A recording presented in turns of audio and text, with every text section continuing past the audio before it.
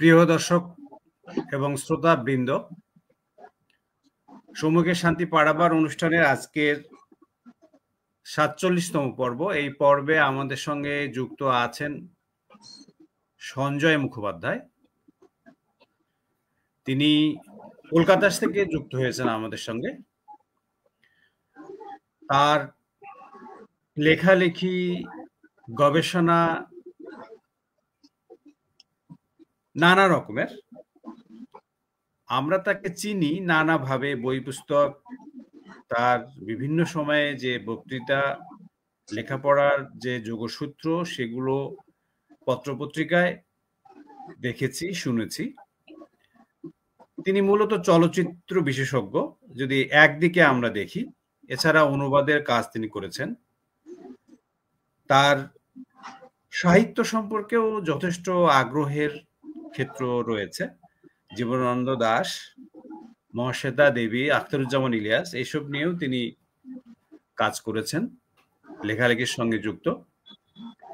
আমাদের যে ভাবনার জগৎ, আমাদের যে ভাবনাবৃত্ত, আমরা মনে করি তিনি আমাদের স্টলওয়ার্ড এবং আমাদের সময়ে, এ সময়ে যারা আছেন তাদের মধ্যে অনুকরণীয় একজন লেখক, বুদ্ধিবৃত্তিক, চিন্তক ব্যক্তিত্ব।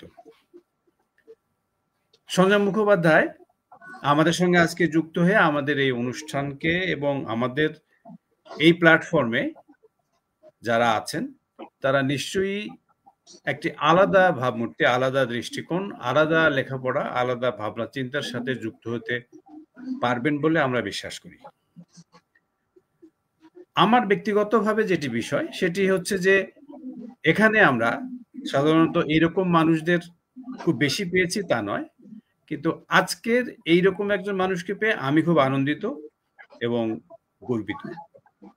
দুই বাংলায় আমাদের যারা যুক্ত আছেন আমাদের এই প্ল্যাটফর্মে, এটা আমাদের মাসিক অনুষ্ঠান এবং এই অনুষ্ঠানের ভেতর দিয়ে আমরা আসলে আমাদের যে ভাবনা চিন্তা এবং আমাদের যে ভাবনা জগৎ, সেই জগতে আপনাদের নানা রকম মানুষদের, বিশিষ্ট ব্যক্তিদের একটু আলাপ করিয়ে দেয়া, আমাদের জ্ঞানের জগৎকে একটু উস্কে দেয়া এবং সেই সাথে সাথে আমরা যে জিনিসগুলোর সঙ্গে নানাভাবে আজকাল হয়তো যুক্ত হচ্ছি, কিন্তু সেটাতে যে সিরিয়াস হওয়া, সেটার সাথে যে সম্পৃক্ত হওয়া, বিশেষ করে আমরা যদি বলি যে জ্ঞানবৃত্ত, সেখানে আমরা আসলে বই পুস্তক, লেখাপড়া কিংবা আরো একটু ডিপলি চিন্তা করলে, যার যদি আমরা দেখি যে আজকের যে আমাদের বুদ্ধিবৃত্তিক যে জগৎ, সেখানে কি হচ্ছে, কি চিন্তার জায়গা আমরা তৈরি করতে পারছি, আসলে এই বিষয়গুলো নিয়ে সঞ্জয় মুখোপাধ্যায় আমাদের সঙ্গে আলোচনা করবেন।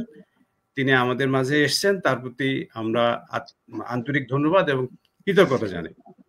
দাদা, কেমন আছেন আপনি? ভালোই আছি। আপনাদেরও নমস্কার, শ্রোতাদেরও নমস্কার। এটা বড় সুযোগ যে আমরা কথা বলতে পারছি। জি দাদা, আমি আসলে শুরুতেই যেটি আসলে একটা ব্যাপার, সেটি হচ্ছে যে আমি আসলে আপনার মধ্য দিয়েই আপনাকে জানতে চাই এবং আমাদের দর্শক শ্রোতাদের জানাতে চাই আপনার এই যে চলচ্চিত্রের প্রতি আগ্রহটা এবং চলচ্চিত্র নিয়ে আপনার যে লেখাপত্র, সেগুলো নিয়ে যদি আপনি, এটা কতদিন থেকে শুরু করেছেন বা এটা কেমন চলছে, বা আমাদের বিশেষ করে আমাদের তো একটু ফ্যাসিনেশন আছে, যেমন ঋত্বিক ঘটক কিংবা সত্যজিৎ রায় কিংবা মৃণাল সেন, তাদেরকে নিয়ে, তো সেই জায়গাগুলো ধরে যদি একটু আপনার আলোচনার যে পরিবৃত্ত, সেটা একটু আমাদের সঙ্গে শেয়ার করেন, আমাদের একটু ভালো লাগতো আর কি। এখন আমারও খুব ভালো লাগবে। নিজের সম্বন্ধে কথা বলতে একটু অস্বস্তি হয়, কিন্তু এটা আমি মনে করি যে আমার যখন স্কুল পেরিয়ে কলেজে পড়ার বয়স হলো, মানে আমাদের কৈশোর পেরিয়ে যৌবনে যখন আমরা পা রাখলাম, আজকের যুবকদের তুলনায় বা আজকের যুবতীদের তুলনায় আমি নিজেকে সৌভাগ্যবান মনে করি যে সেই সময় সারা পৃথিবীতে একটু ওলট পালট চলছিল। ওলট পালট চলছিল চিন্তার জগতে। যেমন আমি যখন যাদবপুর বিশ্ববিদ্যালয়ে ইলেকট্রিক্যাল ইঞ্জিনিয়ারিং পড়তে ঢুকলাম, তার কিছুকাল আগেই ফ্রান্সে সরবোন বিশ্ববিদ্যালয়ের ছাত্ররা যে আলোচনা করে, যে আন্দোলন করেছেন, সেই আন্দোলনের ফল ছিল সমস্ত মুক্ত চিন্তার সপক্ষে। তারা বলেছিলেন জেলখানার দরজা খুলে দাও, তারা বলেছিলেন বিশ্ববিদ্যালয়গুলো মুক্ত করো, তারা বলেছিলেন উন্মাদাগার অ্যাসাইলাম গুলোকে খুলে দাও, তারা বলেছিলেন নারী অর্ধেক আকাশ তুমি। সত্যি কথা বলতে কি, আজকে আমাদের টি শার্টে বা অন্যত্র যে স্লোগানগুলো দেখি মুক্ত চিন্তার সপক্ষে, এই সমস্তই 68-র অবদান এবং যৌবনের বন্দনা, যৌবনের জয়গান।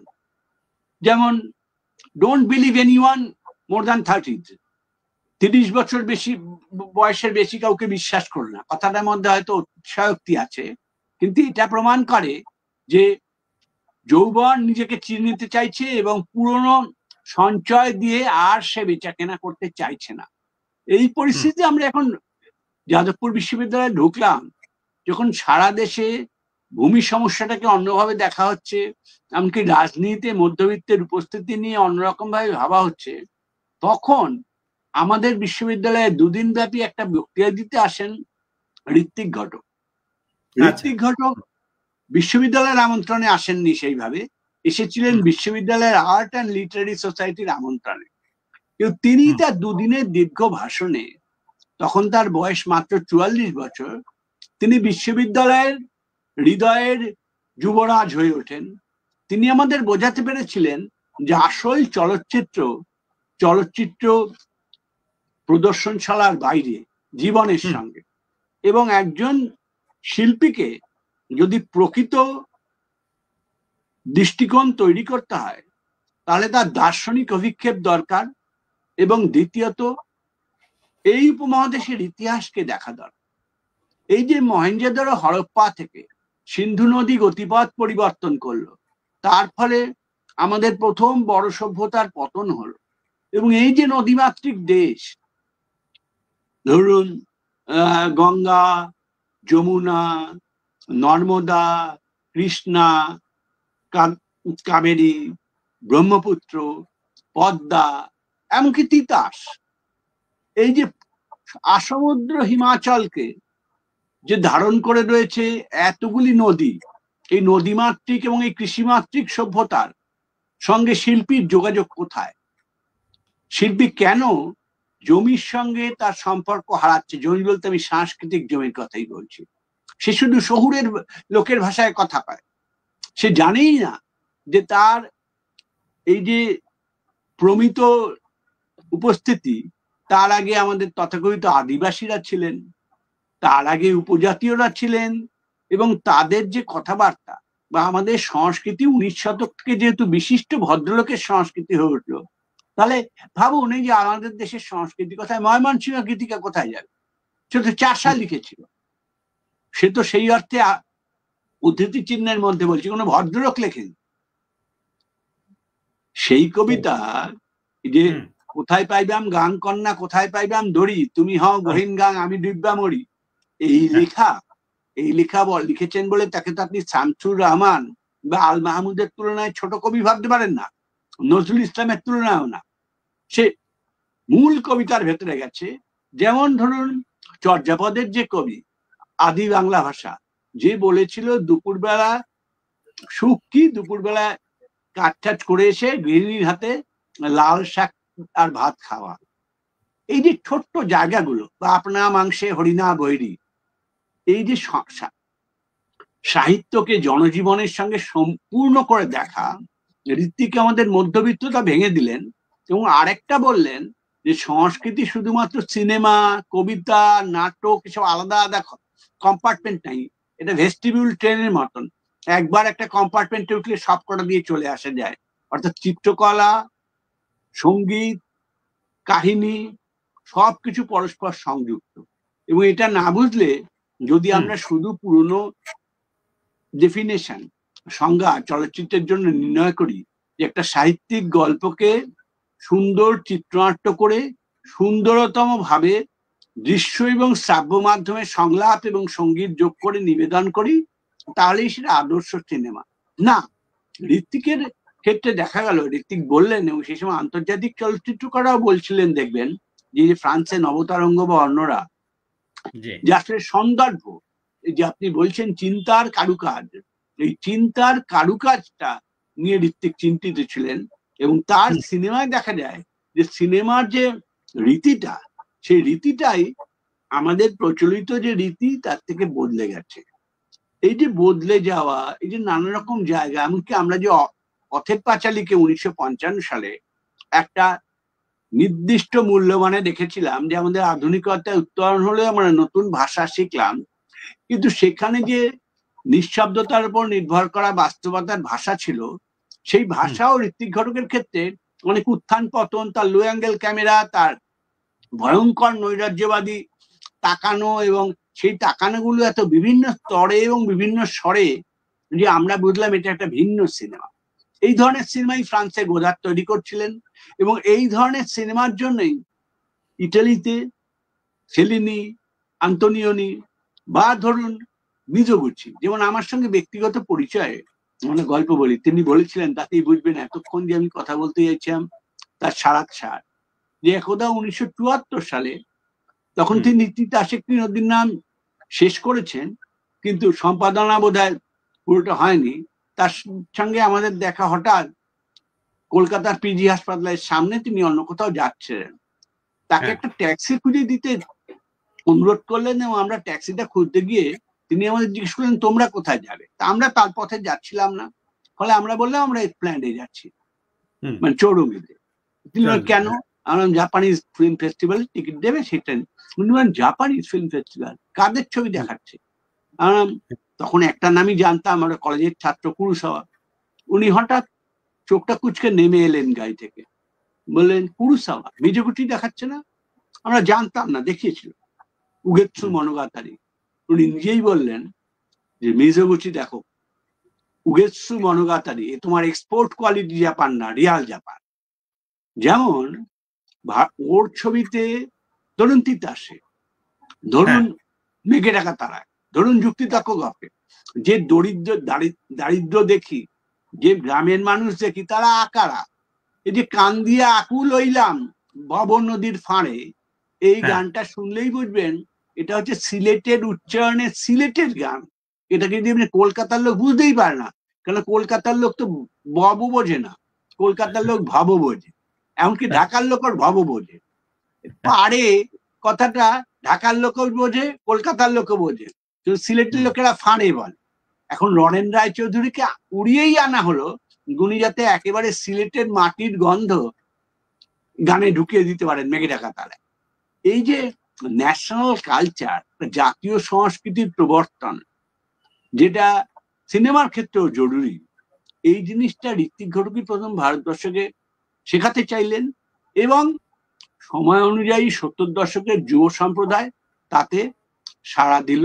এবং আমরা এখন বলতে পারি যে ঋত্বিক পুনে ফিল্ম ইনস্টিটিউটে জয়েন করে এক দল আধুনিক চলচ্চিত্রকারকে নির্মাণ করেন, তারা এক ধরনের বিকল্প ভাষা তৈরি করেন চলচ্চিত্রে। এইটা আমাকেও উদ্দীপ্ত করে। এবং এই যে আপনার মূল প্রশ্ন, যে আপনি ইঞ্জিনিয়ারিং এর ছাত্র ছিলেন, আস্তে আস্তে চলে এলেন চলচ্চিত্রে, এবং সারাটা জীবনই আপনি চলচ্চিত্র বিদ্যার অধ্যাপনায়, লেখায় ব্যয় করলেন। তখন আমাদের মনে হচ্ছিল যে আমাদের যা বলার কথা সেটা সবচেয়ে বেশি সিনেমা বলতে পারে, সিনেমা বলছেও, হয়তো মাটির ময়না বলছে, কিন্তু মাটির ময়না কিভাবে দেখতে হবে এইটা আমরা বলছি না।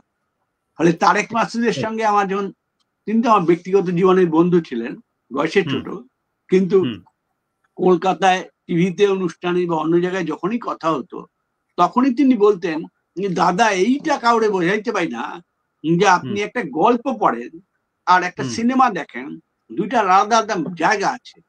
আমাদের যে হলো কি, যে সিনেমা দেখতে গিয়া এরা গল্প আশা করে, এখন গল্পটা মাটির ময়নার ভিতরে যে আমি যে নুয়ান্সেস গুলো রেখেছি, সেই নুয়ান্সেস গুলো ধরতে গেলে, বা আমি যেগুলো শিখেছিলাম জাহিদ আয়ানের কাছ থেকে, যেগুলো শিখেছিলাম আলমগীর কবিরের কাছ থেকে, যেগুলো ঋত্বিক ঘটক সত্যজিৎ রায়ের কাছ থেকে, সেইগুলো মুশকিল হলে একটা অন্তর্বর্তী স্তর নেই যে সিনেমার এই যে সূক্ষ্মতা এবং সিনেমার যে ভিন্নতা তা জনসাধারণকে নেবে। তারা বই দেখে, তারা গিয়ে একটা সিনেমা দেখতে গেলে বই ভাবে যে উপন্যাসটা কি আছে, উপন্যাসটা তারা দেখলো। লাল সালুরও সেই সমস্যা, লাল সালু পড়তে গিয়ে তারা দেখে যে সৈয়দ ওয়াইলিল্লাহর উপন্যাসটা কিরকম আছে। কিন্তু এটা হতেই পারে, আমি সিনেমার ব্যর্থতা বা সফলতার কথা বলছি না, যে তানভীর মোকাম্মেল বা অন্য কেউ সেটা তো অন্যভাবে দেখাবেন, সেইটা নিয়ে আমাদের দেশে যথেষ্ট আলোচনা হয় নাই। মানে আমাদের এই উপমহাদেশেই।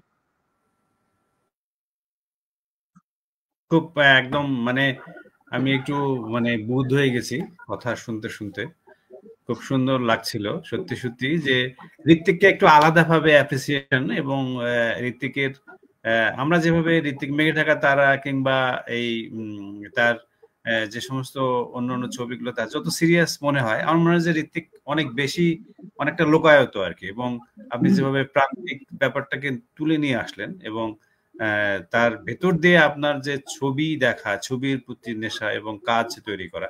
এখানে আমরা আর একটা জিনিস একটু ধরিয়ে দিতে চাই দাদা, সেটি হচ্ছে কি যে এই ঋত্বিকের পাশাপাশি ঋত্বিককে অনেকেই মনে করছে যে পলিটিক্যাল স্টান্ট কিংবা একটা রাজনীতি তার লেখার মধ্যে তার কাজের মধ্যে বেশি সচেতন ভাবে এসছে। হোয়ারাজ আমরা যখন সত্যজিৎ তার ছবিটা দেখছি তখন আমরা দেখতে পাচ্ছি যে সত্যজিতের মধ্যে ঠিক পলিটিক্যাল ওভাবে নয়। বিশেষ করে আমরা যদি তার অন্য ছবিগুলো বেশ করে তার আমরা যদি এই যে সত্যজিতের ছবির ক্ষেত্রে আমরা দেখতে পারবো যে একটু অফ ট্র্যাক, একটু লিটারারি দিকটা বেশি তার। কাঞ্চনজঙ্ঘা যদি আমরা দেখি, সে কাঞ্চনজঙ্ঘার মধ্যে আমরা দেখবো যে খুব স্মুথ স্লো কিংবা এক ধরনের যে ভাবের বহিঃপ্রকাশ এবং সেখানে প্রেম আছে, সেখানে একটা পলিটিক্যাল ব্যাপারও আছে, কিন্তু সেটা ওইভাবে দেখা যাচ্ছে না। সেখানে সিনে চেতনার বিষয়টাও হয়তো আছে, সেখানে ছোট বড় ক্ল্যাশ কিংবা এই সামন্ততন্ত্রের সাথে এই ফিউডালিজমের যে ছোট ছোট দিকগুলো আছে সেগুলো নিয়ে তিনি যেভাবে তুলে ধরছেন সেটা কিন্তু আবার ঋত্বিকের মধ্যে ওভাবে নেই। ঋত্বিকের মধ্যে একই বেদনা, এই ব্যাপারগুলো সিরিয়াস মানে আমরা দেখতে পাচ্ছি। এই দুইজনের যে ছবির ক্ষেত্রে আপনার দেখার যে এই নান্দনিকতা এবং বুদ্ধি চিন্তার দর্শন, এটা আসলে এটা ডিফার কিংবা আপনি এটাকে এই নিজস্ব যে ভিউটা আছে কোন ভাবে দেখছেন সেই এই দুটোকে আর কি? এই যে আপনি বললেন যে সত্যজিৎ রায় এবং ঋত্বিক ঘটকের এই যে দেখার রকম ফের, জি, মানে তাদের দেখার দৃষ্টিভঙ্গিটার মধ্যে যে তফাৎ, এই তফাৎটা হচ্ছে এমন না যেটা বলা হয় সাধারণত যে সত্যজিৎ রায় হচ্ছেন মানবিক সম্পর্কের ছবি এবং তার ছবি এক ধরনের সাহিত্য ধর্মিতা অনুসরণ করে এবং তিনি স্পষ্টভাবে কিছু বলেন না। তার ক্ষেত্রে সাজেশন, সাংকেতিকতাই মূল এবং সেইটা তিনি একটা গল্পে বলেন। কিন্তু আমি বলবো যে সত্যজিৎ রায়ের ক্ষেত্রেও সেটা, যেখানে মূল কথা সেটা হচ্ছে ঋত্বিক ঘটক এবং সত্যজিৎ রায়ের তফাৎ হচ্ছে সত্যজিৎ রায় একটা সাম্যাবস্থা, সামাজিক সাম্যাবস্থা এবং দৃশ্য শ্রাব্য মাধ্যমে সাম্যাবস্থা বজায় রেখে একটা কাহিনী বা বর্ণনার দিকে যাচ্ছিলেন। যেমন তার পথের পাঁচালী প্রথম ছবি, দ্বিতীয় ছবি অপরাজিত এবং যদি অপু পর্যায়ের ছবি বলি শেষ ছবি 1959 সালে অপুর সংসার। এখানে যে একজন নবীন নাগরিকের নির্মাণ হচ্ছে সে কথা সত্যজিৎ রায় বলেছেন। এবং দেখবেন যে বিভূতিভূষণের মূল উপন্যাসে 30 দশকের গোড়ায় যা ছিল না, যেটা 50 দশকের মাঝামাঝি সত্যজিৎ রায় সংযুক্ত করেছেন, এই যে নবীন নাগরিকতার নির্মাণ, যে শহরে আসা, অপু শহরে আসছে এবং এসে প্রথম সে একটা গ্লোব হাতে সে প্রেসে যাচ্ছে। কেন? বিভূতিভূষণের ক্ষেত্রে কিন্তু প্রেসে যাওয়া ছিল না। প্রেসটা কি? প্রেসটা হচ্ছে এই যে যদি ইতিহাস পড়েন গুটেনবার্গ গ্যালাক্সি, মধ্যযুগে প্রেস বা ছাপাখানা আবিষ্কার হয়।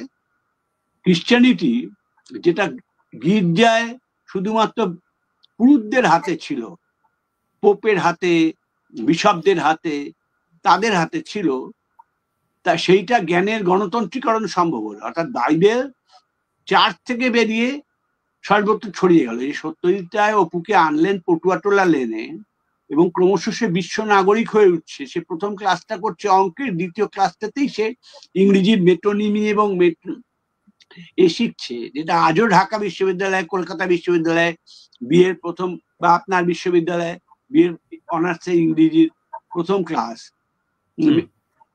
এই যে জায়গাগুলো, অর্থাৎ অর্থের সন্ধানে একটা নতুন পরিস্থিতি, অর্থের সন্ধান সে করছে, সে বিজ্ঞানের সাহায্যে কুসংস্কার মুক্ত হতে চাইছে। এই যে জায়গা, এই জায়গায় সত্যজিতের 50 দশকের যে বিশ্বাস ছিল, সেইটাই ধরুন তার যে জলসাঘর কিন্তু এসেন্সিয়ালি পলিটিক্যাল ছবি মনে হয়। এমনকি বিলিতি সমাজের ধরেও ছিলেন যে আপনার তো উচিত যে নবীন শিল্প এবং এরা উদীয়মান বুর্জোয়া শ্রেণীকে সমর্থন করা। তার বদলে তিনি একটা বিলীয়মান ফিউডাল জমিদার বিশ্বম্ভর রায়, ছবি বিশ্বাসজাল অভিনেতা, তার প্রতি সহানুভূতি জাগিয়ে তুলেছিলেন। তাতে সত্যজিতের বক্তব্য যে আমাদের সামন্ততন্ত্রে অনেক দোষ আছে, কিন্তু তা সত্ত্বেও এই দেশের সামন্ততন্ত্র যে অর্জন করেছে, যেমন তাজমহল, যেমন কোনারক, যেমন খেয়ালগান বা অন্যান্য সবকিছুর দিকে যদি তাকান, আমাদের বুর্জোয়ারা তত পরিণত নয়, তাদের পক্ষে সেই জিনিস অর্জন করা সম্ভব না। চারুলতায় যখন তিনি তাকিয়েছিলেন, ধরুন রবীন্দ্রনাথের মূল গল্প ওইদিকে তাকাচ্ছিল না। রবীন্দ্রনাথের মূল গল্প অনেকটাই আত্মজৈবনিক, নষ্ট নেই, 1902 সাল। আর 1964 সালে চারুলতা দেখবেন যে ভূপতি, যিনি এনলাইটেনমেন্টের আলোকপ্রাপ্তির যুক্তিতে বিশ্বাস করেন ইংরেজদের, এবং বিশ্বাস করেন ইংরেজদের একটা যুক্তিপূর্ণ জাতি, তাদের যদি যুক্তি দিয়ে সুন্দর ইংরেজিতে কিছু বোঝানো যায় তাহলে তারা শুনবে। বস্তুত ভারতীয় বুদ্ধিজীবীর সমস্যাটা এইটা ছিল তখন অবধি। রামমোহন রায়, বিদ্যাসাগর, যাদেরই কথা বলেন, কেশব সেন, তারা সকলেই ভেবেছিলেন, ইংরেজরা এখন অব্দি ভারতের জাতীয় কংগ্রেস বা রাজনৈতিক ফোরামগুলো আসেননি, যে এই যুক্তিপরায়ণ ইংরেজকে যদি আমরা বিধবা বিবাহের বিরুদ্ধে, বিধবা বিবাহের সপক্ষে বা সতীদাহের বিরুদ্ধে আমরা যদি প্রস্তাব রচনা করে দিতে পারি, তাহলে আমরা সংখ্যালঘু হওয়া সত্ত্বেও তারা আমাদের সমর্থন করবেন। এবং ভারতীয় বুদ্ধিজীবীরা এই পথেই ভেবেছিলেন যে proper application of rationality will liberate the nation. কিন্তু দেখা যাচ্ছে যে এই রেশনালিটি কাদের? ভূপতি নিজে লেখে ইংরেজিতে প্রবন্ধ, ইংরেজিতে, সেটা জনসাধারণের জন্য না, এবং সে নিজেই জানে না তার অন্দরমহলের রাজনীতিটা কি। তার স্ত্রী যে লেখে, এবং সেই লেখার সময় যে স্বামী কোনো কথাই সে বোঝে না বলেই লেখে না, সে লেখে আমার বাড়ি, আমার গ্রাম, অর্থাৎ সেই গ্রামে চরকা কাটা হয়, সেই গ্রামে মেয়েদের অন্দরমহল। এই যে অন্দরমহলের রাজনীতি আর বহির্মহলের রাজনীতি আলাদা। এই উপমহাদেশের রাজনীতি এটা একটা ফান্ডামেন্টাল জায়গা। এইটা সত্যজিৎ রায় চারুলতাতে প্রথম প্রয়োগ করেন, এবং আমাদের সিনেমা উভয় বঙ্গেই নারীবাদ এবং নারীর অবস্থান, এই যে একটু আগে মাটির ময়না বললাম, এই যে ভেবেছে, এই ভাবনাগুলো কিন্তু চারুলতার এক ধরনের উপসর্গ। এই উপসর্গগুলো সত্যজিৎটা কিন্তু বানানোতে আপনি বলতে পারেন যে সাম্যাবস্থাকে ভাঙেননি। তাতেও আপনি যদি 70 দশকের 3টে প্রথম ছবিতে চলে যান, প্রতিদ্বন্দ্বী, সীমাবদ্ধ এবং জন অরণ্য, সেখানে তিনি ভারতীয় শাসক শ্রেণী এবং আমাদের অবক্ষয়িত মূল্যবোধ কেমন তীব্রভাবে আক্রমণ করেছেন, যে তাকে আমাদের বেশ হতাশ মনে হয়, তিক্ত মনে হয়, এবং মনে হয় তিনি তার পুরনো শান্ত প্রশান্তি ছিল তার স্বভাবে, সেই প্রশান্তিটা নষ্ট হয়ে গেছে। ঋত্বিকের সঙ্গে তার তফাৎ হলো, ঋত্বিক সিনেমার ফর্মটাকে, মূলত হলিউড থেকে চলে আসা আমাদের যে ফর্ম, সেই ফর্মটাকে আক্রমণ করেছেন। এবং তিনি দৃশ্য এবং শ্রাব্য মাধ্যমের মধ্যে যে সাম্যাবস্থা থাকে সেটাকেও করেছেন। অনেক সময় শব্দ পুরো ভাগে চলে গেছে, এবং তার বানানোর ক্ষেত্রে তিনি এমন ভাবে ক্যামেরা অ্যাঙ্গেল করেছেন যে তার কোনো বাধ্যবাধকতাই নেই একটা গল্পকে সুষম ছন্দে পরিচালনা করার, এবং তার সঙ্গে তিনি জাতির পুরনো ঐতিহ্যকে মাঝে মাঝে জড়িয়ে দিয়েছেন। এই জড়ানোটা ফেলিনি, লাস্ট দাদা বা লা দোলচে ভিতা এইসব ছবি দেখলে বোঝা যায়। এখন সেই অর্থে ঋত্বিক অনেক ইতিহাসাস্ত্রিত, দার্শনিক, এবং তার ছবি অনেক সময় বেশি জটিল, তার ফলে লোকে প্রত্যাখ্যান করেছে মানে দেখে বুঝতে পারেনি। কিন্তু আমার এখন মনে হয় যে বস্তুর সিনেমার আধুনিকতার দিক দিয়ে দেখলে ঋত্বিক ঘটক, এবং এটা আমার মতন অবাঙালি অন্য ভারতীয় পরিচালকরাও অনেকেই মনে করেন যে তার আধুনিকতার দেখাটা আন্তর্জাতিক আধুনিকতার সঙ্গে অনেক ক্ষেত্রেই মেলে। বাহ, নিশ্চয়ই জানতে চেয়েছিলাম, এবং জ্ঞানের যে গণতন্ত্রীকরণ আপনি একটু আগে যেটা ব্যাখ্যা দিলেন, এবং আমাদের সিনেমার ভিতর দিয়ে এখানে আমি আর একটু দাদা যদি একটু দেখি, সেটা হচ্ছে আপনি আমাদের তারেক মাসুদের কথা বলেছেন, এবং আমাদের ক্ষেত্রে আরেকজন বিখ্যাত, এবং আমরা মনে করি যে আমাদের বিশেষ করে মধ্যবিত্ত নাগরিক, মধ্যবিত্ত জীবনের সঙ্গে যার একটা যুক্তি আছে, মৃণাল সেন, তার ছবির ক্ষেত্রে বিশেষ করে তার যে সমস্ত ছবি সেগুলোর মধ্যে এই তপন সিনহার কথাটাও একটু মনে আসছে আমাদের, কিংবা তরুণ মজুমদার কিংবা অজয় কর, তাদের যে নির্মাণ, এই সমস্ত গুলোর বিষয়ে বাণিজ্যিক ধারার যে চলচ্চিত্র, সে বিষয়ে কি আপনি একটু কিছু যদি আমাদের বলেন, যে বাণিজ্যিক ধারার সাথে আমাদের এই সমস্ত সিরিয়াস লেখকদের, এবং একটু মাঝামাঝি মৃণাল সেনের কথাটা যদি একটু টাচ করেন আর কি, কিভাবে মৃণাল সেনের নির্মাণ, মৃণাল সেনের ছবি, মৃণাল সেন যদিও সত্যজিৎ রায় এবং ঋত্বিক ঘটকের মাঝামাঝি বয়সী, 1923 সালে তার জন্ম, ফরিদপুরের ছেলে মূলত, এবং তিনি কিন্তু সেই অর্থে অনেক কনভেনশনালি বাংলা ছবিতে প্রবেশ করেছিলেন। সত্যজিতের মতন এত পথের পাঁচালী যেমন সত্যিকারের একটা নতুনত্ব, বা ঋত্বিক ঘটকের প্রথম প্রদর্শিত ছবি অযান্ত্রিক যেমন সত্যিকারের একটা নতুনত্ব, নীল আকাশের নিচে সেই রকম নয়। প্রথম ছবি নাগরিককে উনি স্বীকার করতেন না মৃণাল সেন, কিন্তু নীল আকাশের নিচে উনি একটা বিশ্ব নাগরিক পরিস্থিতির কথা বলেছিলেন, যেটা অনেকটাই জওহরলাল নেহরুর যখন নির্জোট আন্দোলন, জোট নিরপেক্ষ আন্দোলনের কথা বলছিলেন, বান্দুং কনফারেন্স হচ্ছিল, মিশরে গামাল আবদাল নাসের, ইন্দোনেশিয়া সুয়েকার্নো, ভারতে নেহেরু, এরা যখন একটা সোভিয়েত ব্লক এবং আমেরিকান ব্লকের বাইরে একটা তৃতীয় শক্তির অভ্যুদয় নিয়ে ভাবছিলেন, সেই সময় মৃণাল একজন চীনা ফেরিওয়ালার সঙ্গে একজন ভারতীয় নারীর যে ভ্রাতৃত্বের বন্ধন আছে এবং সেটা সীমানার উপর নির্ভর করে না, এই বিষয়ে মন্তব্য করে সত্যি ভারত সরকার সেই ছবিটাকে পছন্দ করেছিল। কিছুদিন পরেই ভারত চীন সীমান্ত সংঘর্ষ শুরু হয়, ওই ছবিটা নিষিদ্ধ হয়, কিন্তু মূলত নেহেরু কিন্তু ওই ছবির প্রথম দর্শক ছিলেন এবং তিনি এটাকে অ্যাপ্রিসিয়েট করেছিলেন।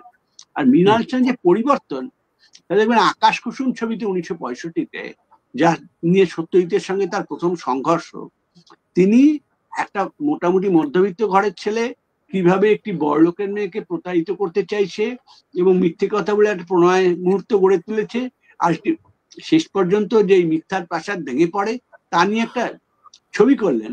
কিন্তু এতে কিন্তু সরাসরি কে ভালো কে খারাপ এই ডিবেটে অংশগ্রহণ করেননি। মৃণাল সেনের বক্তব্য হলো যে আমার সৌমিত্রকে তো খারাপ লাগে না, আমরা নিজেরাও প্রেমের ক্ষেত্রে অনেক মিথ্যে কথা বলেছি। আমার বক্তব্য হলো মধ্যবিত্ত এই দোলাচলের অংশ। এই যে আপনি ঠিকভাবেই বলছিলেন যে মৃণাল সেন মধ্যবিত্তকে অনেক বেশি বোঝেন। যেমন ভুবন সোম তার পরের ছবি, যখন আরেক পরে 1969 সালে, যা হিন্দি ছবির জগতে একটা মানে প্রস্তর হিসেবে চিহ্নিত হয়, মাইলস্টোন।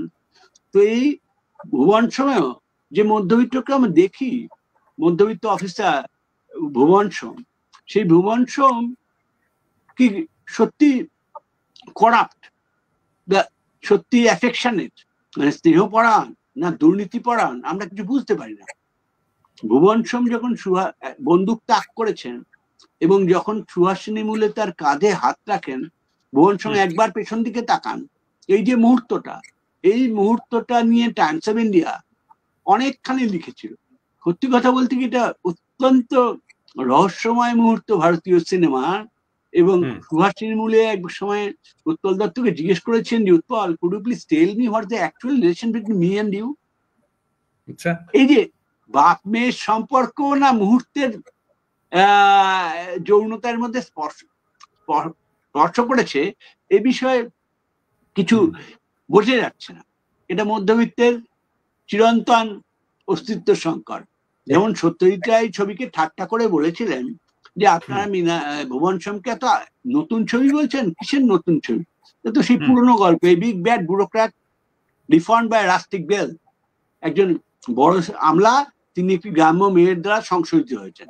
মৃণালের বক্তব্য যে উনি আমার প্রতি যে মন্তব্য করেছেন, সেটা উনি সংশোধিত হয়েছেন কে বললো? হয়তো ওনার যা যা দোষ ছিল তার সঙ্গে একটা নতুন দোষ সংযোজিত হলে এটাও হতে পারে। উনি সিদ্ধান্ত নিচ্ছেন কি করে? এবং ওই ছবিটা আমাদের অত্যন্ত ভালো লেগেছিল, কারণ ছবিটা কিন্তু ডিসকন্টিনিউটি, সারা ছবিতে যেভাবে একটা ছন্দে এগিয়ে যাওয়া আখ্যান, সেই আখ্যানকে বারবার ভাঙা হয়েছে।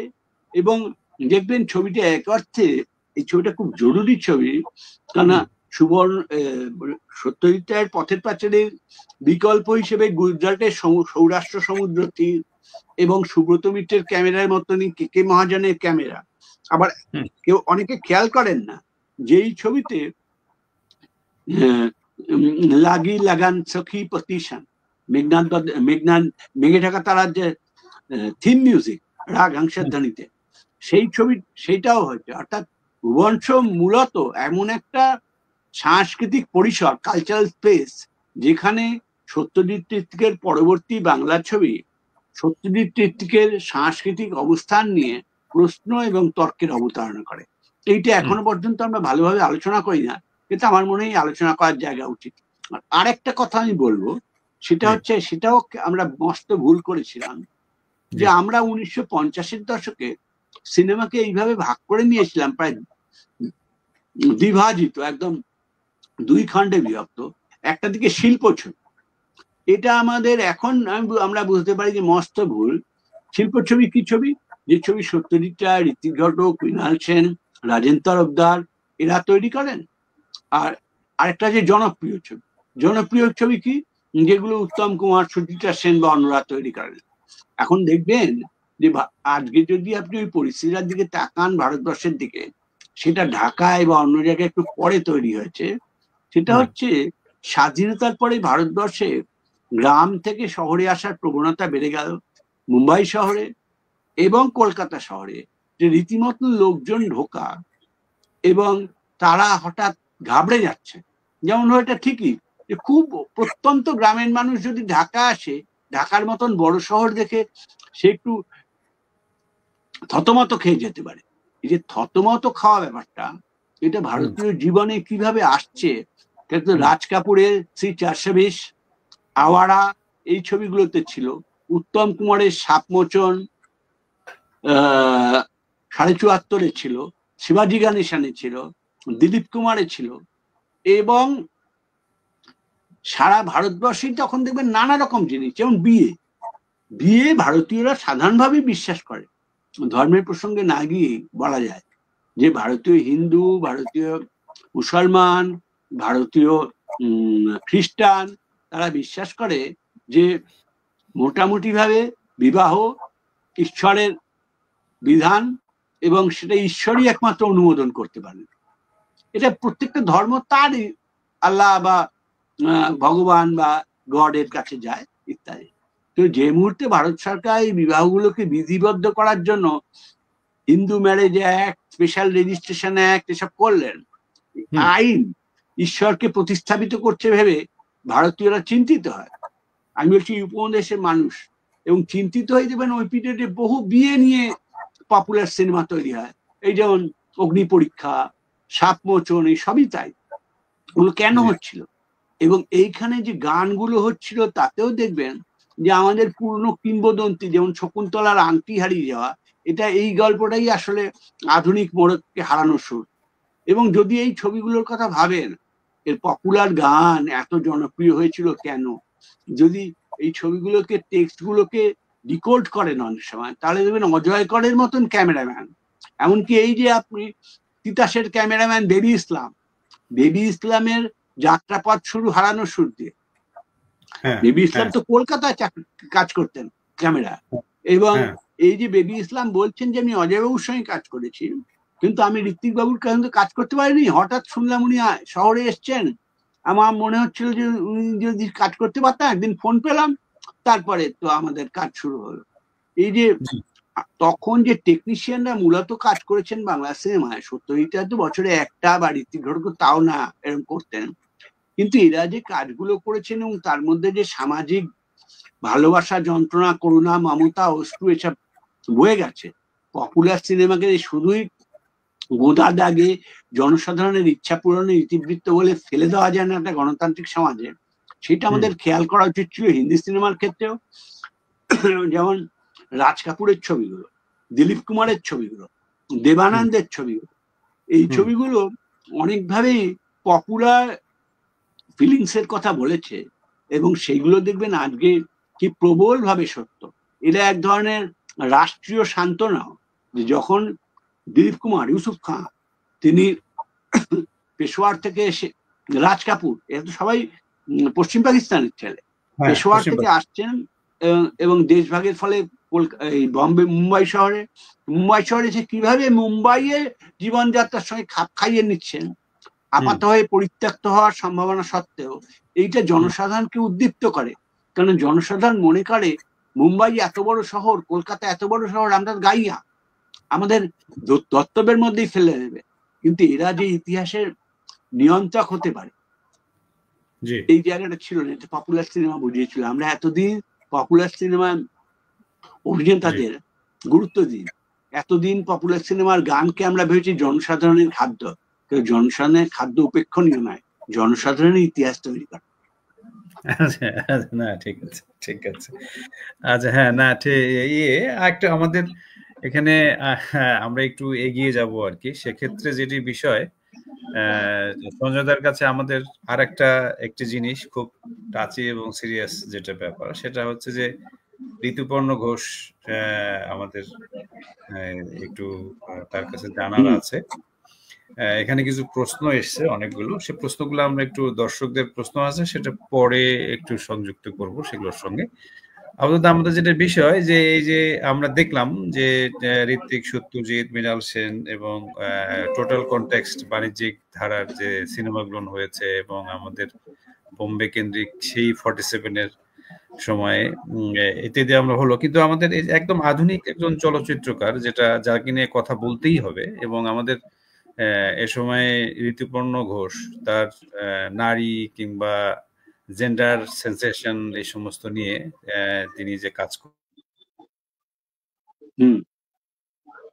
দাদা, সেটা হচ্ছে যে ঋতুপর্ণ ঘোষ আসলে তার যে ছবির যে ডিরেকশন কিংবা তার যে নির্বাচন, বিশেষ করে আমাদের বাঙালি সমাজে আমাদের কাছে বিশেষ করে চিত্রাঙ্গদা এবং তার যে সমস্ত নৌকাডুবি থেকে আরম্ভ করে যে ছবিগুলো তিনি বানিয়েছেন, নৌকাডুবিটা আমাদের কাছে একটু অন্য টাইপের, অন্য ধরনের মনে হয়েছে। এবং তার ঋতুপর্ণ ঘোষ এটা ঠিকই দ্বিতীয় পর্যায়ে, মানে বাংলা সিনেমায় সত্যজিৎ রায়, ঋত্বিক তো অনেক আগেই 1976-এ চলে গেছেন, সত্যজিৎ রায় 1991-তে, এবং মৃণাল সেন প্রায় ছবি বানানো বন্ধ করে দিয়েছেন। 90 দশকে তো উনি দুটো ছবি মাত্র করেন, আর ছবি করেন না বলটাই স্বাভাবিক ছিল। এই অবস্থায় ঋতুপর্ণ এবং অপর্ণা বাংলা সিনেমা একটা নতুন যুগ শুরু করেছিলেন। বিশেষত ঋতুপর্ণের কথা লোকে বিশেষভাবে বলেন, সম্প্রতিও তার মৃত্যুদিন গেল। ঋতুপর্ণ আমাদের থেকে কিছু ছোট, আমাদের বিশ্ববিদ্যালয়ের ছাত্র, এমনকি ফিল্ম স্টাডিজ যে ফ্লোরে, আর্টস কলেজে, সেই ফ্লোরেই উনি ইকোনমিক্স পড়তেন, অর্থনীতির ছাত্র। এবং আমার সঙ্গে পরবর্তীকালে পরিচয় হয়েছে, সবই হয়েছে। সিনেমার মেকারিস্টের বাইরেও একটা আলাপ ছিল। খুবই সুভদ্র, পরিচালিত এবং জনপ্রিয় চলচ্চিত্রকার। তো দেখবেন ঋতুপর্ণ কাদের চলচ্চিত্রকার এবং কোন ইতিহাসের প্রতিনিধি। ভারতবর্ষে যখন নবীন অর্থনীতি চালু হচ্ছে, নতুন অর্থনীতি, এই যে ডক্টর মনমোহন সিং সংসদে উদারীকরণের খসড়া প্রস্তাব পেশ করছেন এবং তা গৃহীত হচ্ছে, যখন নেহেরু আমলে সমাজতান্ত্রিক ভারতবর্ষ গঠনের স্বপ্ন ফেলে দেওয়া হচ্ছে, আমরা যখন একটা বিশ্বায়নের প্রকল্প গড়ে তুলছি, যে নবীন মধ্যবিত্ত, বিত্তশীল, যাদের ঘরের পর্দা, যাদের জামা কাপড়, যারা বিকেলে যে মানে সান্ধ্যব যে পানের আসরে পান রসে নিমজ্জিত হন, তাদের নারীদের সঙ্গে সম্পর্ক, তাদের উচ্চারণ ও বাগবিধি, ঋতুপর্ণ বিশেষভাবে সাহরিক সভ্যতার প্রতিনিধি। এবং সেই সাহরিক সভ্যতা উত্তর নেহেরু, যে নবীন প্রজাতন্ত্র যখন আর্থিক বিধিনিষেধগুলো তুলে দিল, তখনকার বক্তব্য। এবং তার মূল সমস্যা হচ্ছে নারী পুরুষের সমস্যাটাকে পারিবারিক বিধির মধ্যে দেখা। ঋতুপর্ণের ছবিতে কিন্তু কোনো শ্রমিক, কৃষক, অন্য কিছু নেই। যে আছে তা হচ্ছে ব্যক্তির সঙ্গে ব্যক্তির সমস্যা, নারী এবং পুরুষ। 19শে মে ওর প্রথম 19শে এপ্রিল ওর প্রথম ছবি। 19শে এপ্রিলটা আবার কাদম্বরী দেবীর মৃত্যুদিন বাংলা সংস্কৃতি যদি দেখেন। তো যাই হোক, এই যে জায়গা, এইতে উনি দেখাচ্ছেন যে নারীদের যে নিজস্ব একটা জগৎ, একটা মন, একটা চাহিদা, একটা কামনা বাসনা, এই জিনিসগুলোকে উনি সিনেমায় সম্মুখবর্তী করছেন।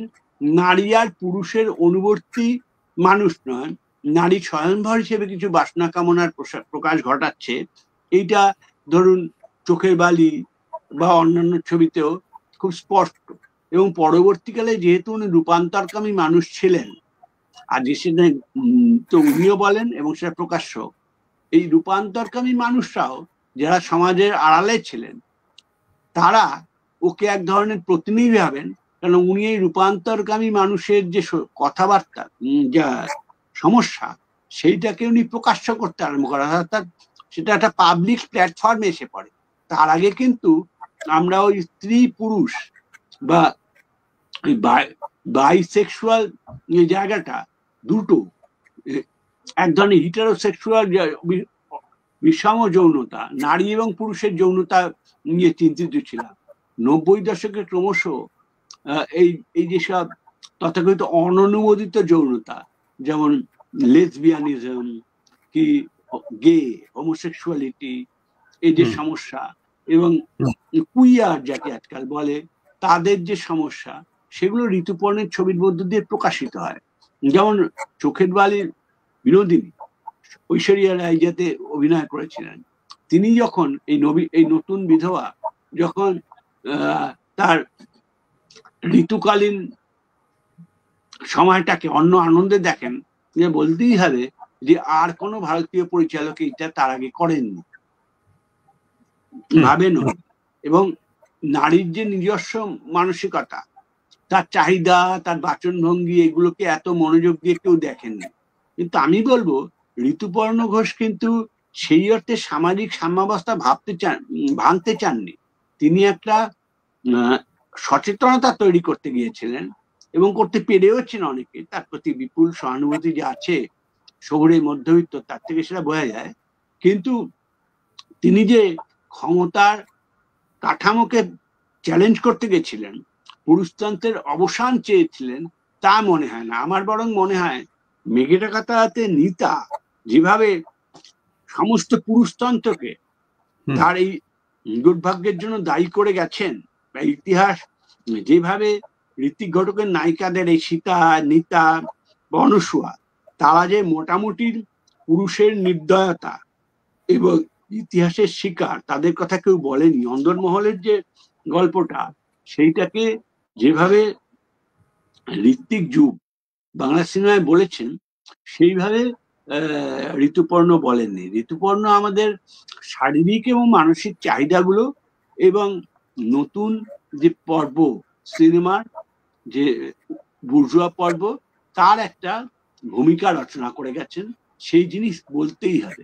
এবং যে ইন্টেরিয়ার ডেকোরেশন, আমাদের যেমন আজকাল ঘর সাজানোর যে পদ্ধতি, আপনি দেখবেন ঢাকায় বড়লোকদের যে ঘর সাজানোর পদ্ধতি, কলকাতায় বড়লোকদের যে ঘর সাজানোর পদ্ধতি, নবীন বড়লোকের যে ইডিয়াম, ঘর সাজানো, পোশাক আশাক, খাওয়ার দেওয়া, বা বৈকালিক টিফিন অথবা প্রাতরাশ, এইগুলোর যে কোডেড কন্ডাক্ট অব দি ভদ্রলোক সমাজ, এইটা ঋতুপর্ণ ঘোষের অবদান।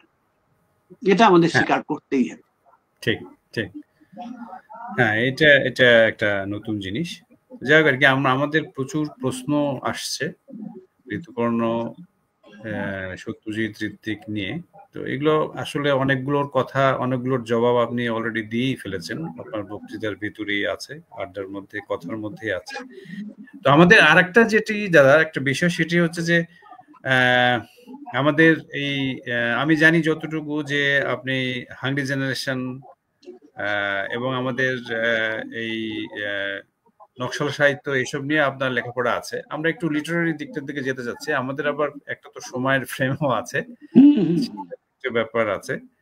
তো আসলে লিটারেচারের ক্ষেত্রে, লিটারেচার এবং সাহিত্য, লিটারেচার এবং সিনেমা, এবং লিটারেচার থেকে সিনেমা, এবং দুটো তো আলাদা মাধ্যম। আপনি বলেছেন সে কথাগুলো যে আসলে এই গল্পটাকে যখন সিনেমায় নিয়ে যাওয়া হচ্ছে আলাদা মাধ্যম, কিন্তু সেটার যে রস উপভোগের জায়গাগুলো এবং অনুভবের এবং অনুভূতির মাত্রা সেটা নানা রকম ডিফারেন্ট, সেটা তো আলাদা এবং আলাদা একটা শিল্প মাধ্যম এবং আলাদা একটা শিল্প, আলাদা অ্যাস্থেটিক্স, সেটাকে উপভোগ করার জায়গাটাও কিন্তু ভিন্ন রকমের, সেটা আপনি বলেছেন। কিন্তু তারপরেও যেটি বিষয় যে আপনার যেহেতু সাহিত্য সম্পর্কে আপনার প্রচুর পড়াশোনা জানাশোনা, সেটাও আমরা জানি, এবং বিশেষ করে মানে আমাদের আখতারুজ্জামান ইলিয়াস, মহাশ্বেতা দেবী, তাদের সম্পর্কে বিশেষ করে এই হাড্ডি খিজির কিংবা তমিজ কিংবা আপনাদের এই আমাদের যে সমস্ত আরো যে সমস্ত ক্যাচি ক্যারেক্টার আছে যেগুলোর সঙ্গে আপনার একটু আলাপ আড্ডা, এবং নবারুণ যেটা আছে, এখানে একটা প্রশ্ন এসছে। ঋত্বিক ঘটক নবারুণ ভট্টাচার্যের এক বক্তব্য অভিমান নিয়ে বলেছিলেন, ঋত্বিক ঘটক, বিজন ভট্টাচার্য, যতীন্দ্র মৈত্র আজকের সমাজে অনেকটা উদ্বাস্তু মানুষ। সত্যি কি তাই? না হলে আমাদের প্রশ্ন তাদের প্রাসঙ্গিকতা খুঁজে পাওয়ার উপায় কিভাবে পাবো খুঁজে, এরকম প্রশ্ন আছে।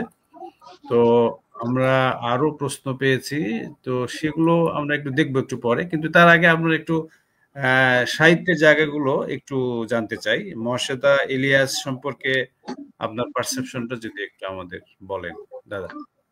দেখুন,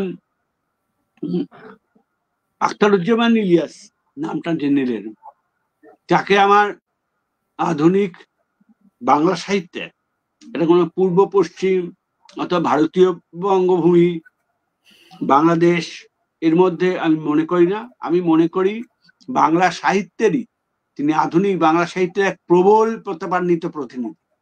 বস্তুত চিলেকোঠা সেপাই না থাকলে আমরা কেউই আধুনিক হয়ে উঠতে পারতাম না।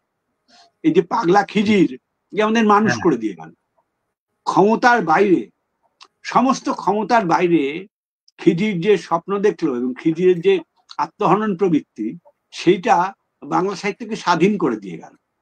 আখতারুজ্জামান, আমার সৌভাগ্য হচ্ছে আখতারুজ্জামান ইলিয়াসকে আমি যাদবপুরে আড্ডা মারতে দেখেছি, কারণ উনি তো ক্যান্সারের চিকিৎসার জন্য কলকাতা আসছেন, তারপর পায়ের অসুবিধা, ফলে উনি এসে উনি বলতেন দুপুরবেলা আমি কি করব, আমার তো কিছু করার নেই, এইখানে আমি আসি, এখানে আমাদের বন্ধুজনরা আছে, আপনারা সব লেখাটাকা পড়েন, সব নামা টামা পড়েছেন, তো আমি এইসব নিয়ে আলোচনা করি। খুব সুকথক ছিলেন, সুরসিক ছিলেন এবং কথাবার্তা বলতেন। আমি প্রথম বাংলাদেশের বড় লেখক, মানে বাংলা সাহিত্যেরই একজন বড় লেখক, কারণ আখতারুজ্জামান, এগুলো না আমাকে ক্ষমা করবেন, আমি রাজনীতির দিক দিয়ে সাহিত্যকে দেখি না। মাইকেল মধুসূদন তো বাংলা সাহিত্যেরই কবি, তাকে পশ্চিমবঙ্গের কবি, পূর্ববঙ্গের কবি, বাংলাদেশের কবি এসব বলে লাগে লাভ নেই। আখতারুজ্জামান ইলিয়াস বাংলা সাহিত্যেরই সম্পদ, তাকে আপনি আল মাহমুদ বাংলা সাহিত্যেরই সম্পদ, তাকে আপনি বাংলাদেশের কবি বলে তো লাভ নেই। তো যাই হোক, আমি বলছি যে আখতারুজ্জামান ইলিয়াস যেমন, আসলে আমরা সমাজকে দেখতাম ওসব বড় লোকের সমাজ, গরিবের সমাজ, নারী পুরুষ, এভাবে আমরা দেখেছি, গোড়া থেকেই দেখেছি। গোড়া পরেশবাবু, সুচরিতা, এদের যে ভদ্রলোক ব্যক্তির থেকে সমাজ নিয়ে আলোচনা করা, বা শরৎচন্দ্রের লেখা, এগুলোতে দেখেছি। এমনকি মহেশের মতন গল্পেও আমরা গরিব গফুরকে দেখেছি, তারা সামাজিক বৃত্তের মধ্যে, এই যে সামাজিক বৃত্তের বাইরে যে রহস্যজনময় অস্তিত্বগুলো, এই যে যাদের আপনি ঢাকা বা চট্টগ্রাম বা কলকাতা বা দুর্গাপুর এসব শহরে চিনতেই পারবেন না, যারা শহরের নর্দমার মধ্যে থাকার মতন, আপাতভাবে আইডেন্টিটি নেই যাদের, অনামী মানুষ। এই যে Dostoevsky notes from the underground, যে অর্থে পাতালের চিরকুট এত গুরুত্বপূর্ণ সাহিত্য, আখতারুজ্জামান ইলিয়াস আমাদের সেইভাবে গুরুত্বপূর্ণ। এখানে আমি কিছু প্রশ্ন দেখছিলাম। নবারুণ তোমার ব্যক্তিগত ভাই বন্ধু, এই যে ঘরে আমি কথা বলছি সেখানে নবারুণ বহুবার এসে, নবারুণ আরেকটা আমার ব্যক্তিগত কথা বলতে খারাপ লাগে, সেটা হচ্ছে নবারুণের প্রতি আমি, নবারুণের উপর আমি লিখেছি, কিন্তু আমার ওপর পৃথিবীতে প্রথম লেখে নবারুণ, সে 1973 সালে, আমার থেকে বছর 3-4 বড় বয়সে। কিন্তু এই যে মহাশ্বেতার কথা আপনি বললেন ঠিকই, যে আমাদের সমাজে উপজাতীয় যে ট্রাইবাল অংশ, এদের কথা আগে এত সুপ্রচারিত হয়নি। নিম্নবর্গীয় অংশের কথা প্রথম যে ভারতীয় লেখক এত জোরালো ভাবে বলেন তার নাম সতীনাথ ভাদুড়ী। তিনি পূর্ণিয়াবাসী, বাঙালি হলেও বাংলায় থাকতেন না, এবং 1921 সালের চম্পারণ বিদ্রোহী একেবারে নিম্নতম স্তরে, যে হিন্দু সমাজের নিম্নতম স্তর, সেইখানেই তাতমাতুলির বাসিন্দাদের কথা, যাদের হিন্দু ইতিহাস বা সরকারি ইতিহাসে যাদের স্থান হয়নি, তাদের কথা লিখেছিলেন। মহাশয় থেকে সেটা সম্প্রসারণ করে নানা অনালোকিত জগৎকে সম্বন্ধে আমার জানান, কিন্তু তার কাজ মোটামুটি ইনফরমেশন দেওয়া, সেটা তিনি করেছিলেন যথেষ্ট যোগ্যতার সঙ্গে। এবং স্তনদায়িনী বা অন্যান্য গল্প যেগুলো আপনি মহিলাদের সম্পর্কে বলছিলেন, আমাদের জানা ছিল না মহিলাদের শোষণের নেচার, সেই সময় দ্রৌপদী, এইসব গল্প তিনি লিখেছিলেন। তো নবারুণ সম্বন্ধে আমি বলবো, যখন বাংলা সাহিত্য খানিকটা বিবর্ণ হয়ে গেছে, খানিক খালি মধ্যবিত্তের কেন্দ্রিকতার কথার মধ্যে ভাবছে, তখন নবারুণ কিছু উজবুক, কিছু বাড়তি, যেমন আমরা যে হাসপাতালে গিয়ে ইঞ্জেকশন নিই না, তারপরে ফেলে দেওয়া হয়, ডিসপোজেবল সিরিঞ্জ। নোয়াম চমস্কি এদের বলেন ডিসপোজেবল মাস। পুরান ঢাকা এদের আপনি দেখেছেন, কলকাতার বিভিন্ন অঞ্চলে আপনি এদের দেখেছেন। এদের ভোটার লিস্টে নাম থাকে কিন্তু লোক না, অনেকের ভোটার লিস্টে নামও থাকে না। এটা যে কি আমরা জানি না, নিশাচর, ইতিহাসের বাইরে, অথচ শহরেরই। এই যে জায়গা, প্রায় ভৌতিক অস্তিত্ব, নবারুণ কিন্তু হার্ভার্ড থেকে। আর বাঙালি মধ্যবিত্তের একটা দুর্বলতা মার্ক্সবাদ, এবং মার্ক্সবাদটা সরকারি মার্ক্সবাদ। অফিসিয়ালি যেভাবে মার্ক্সবাদের বৈশিষ্ট্য ভারতীয় কমিউনিস্ট পার্টির বিভিন্ন পার্টি আছে তারা যেভাবে ব্যাখ্যা করেছে তাই। নবারুণ তার বাইরে গিয়ে এই যে মার্ক্স, যারা আনডিফাইন্ড, যাদের কথা প্রথম কার্ল মার্ক্স পারি কমিউনের সময় লিখেছিলেন, যাদের বিস্তৃত বিবরণ দেন ওয়াল্টার বেঞ্জামিন, যখন তিনি বোদলেয়ারের উপরে লেখেন ওই লিরিক পোয়েট ইন দি এরা অফ হাই ক্যাপিটালিজম, এই যে যাদের আমরা ব্যবস্থা করতে পারছি না, যাদের আমরা কোনো ব্যবস্থার সঙ্গে জড়িত করতে পারছি না, কিছু উদ্বৃত্ত মানুষ, কিছু ফালতু মানুষ, ডিসপোজেবল মাস, এই ডিসপোজেবল মাসের কথা নবারুণ লেখেন তার বিভিন্ন লেখায়, যেগুলো হার্ভার্ড থেকে আরম্ভ করে টাঙ্গাল মালসার সমস্ত লেখাই তাই। এবং তিনি 70 দশকের পরে, নবারুণ আমাদের সবসময় বলতো, আমরা সবাই 70 দশকের ছেলে, 70 দশক না থাকলে আমাদের কিছুই হতো না। 70 দশকগুলো আমি প্রথম বলছিলাম না, কতগুলো জ্ঞান প্রক্রিয়ার কতগুলো প্রাথমিক ভিত্তির উপর প্রশ্ন তোলে। নবারুণের সাহিত্য এই জ্ঞান প্রক্রিয়ার প্রাথমিক ভিত্তিগুলো, যেমন যুক্তিবাদ, এসবের উপর প্রশ্ন তোলে, এবং তুলে সেটাকে সে জনসাধারণের জন্য বিলি করে। অলমোস্ট ইতিহাস এর এক ধরনের নজরুল ইসলাম। আর নজরুল ইসলামকে যদি আপনি দেখেন আজকের চোখে,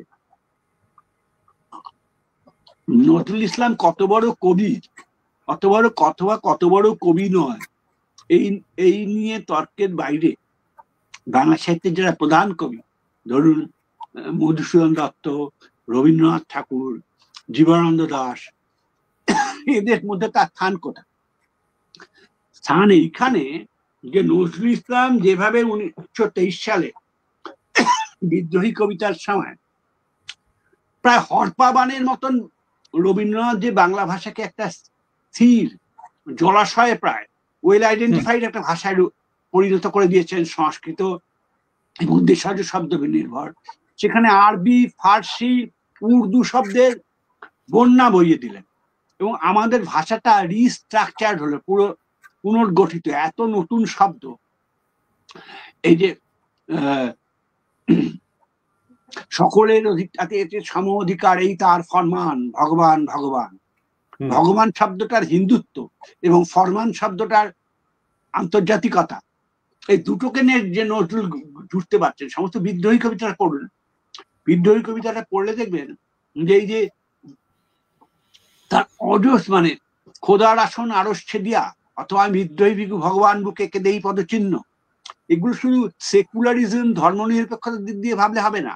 আজকে এই লাইনগুলো এই উপমহাদেশের রাজনীতির মধ্যে দেখলে বোঝা যায় যে নজরুলের বিদ্রোহী হয়তো আজকের যুগে ছাপাই হতো। একজন ইসলাম ধর্মাবলম্বী লিখছেন আমি বিদ্রোহী ভিখু ভগবান বুকে এঁকে দেই পদচিহ্ন, এটা এই উপমহাদেশে এখন বিপজ্জনক লাইন, কিন্তু খোদার আসন আরচ্ছে দিয়াও বিপজ্জনক লাইন।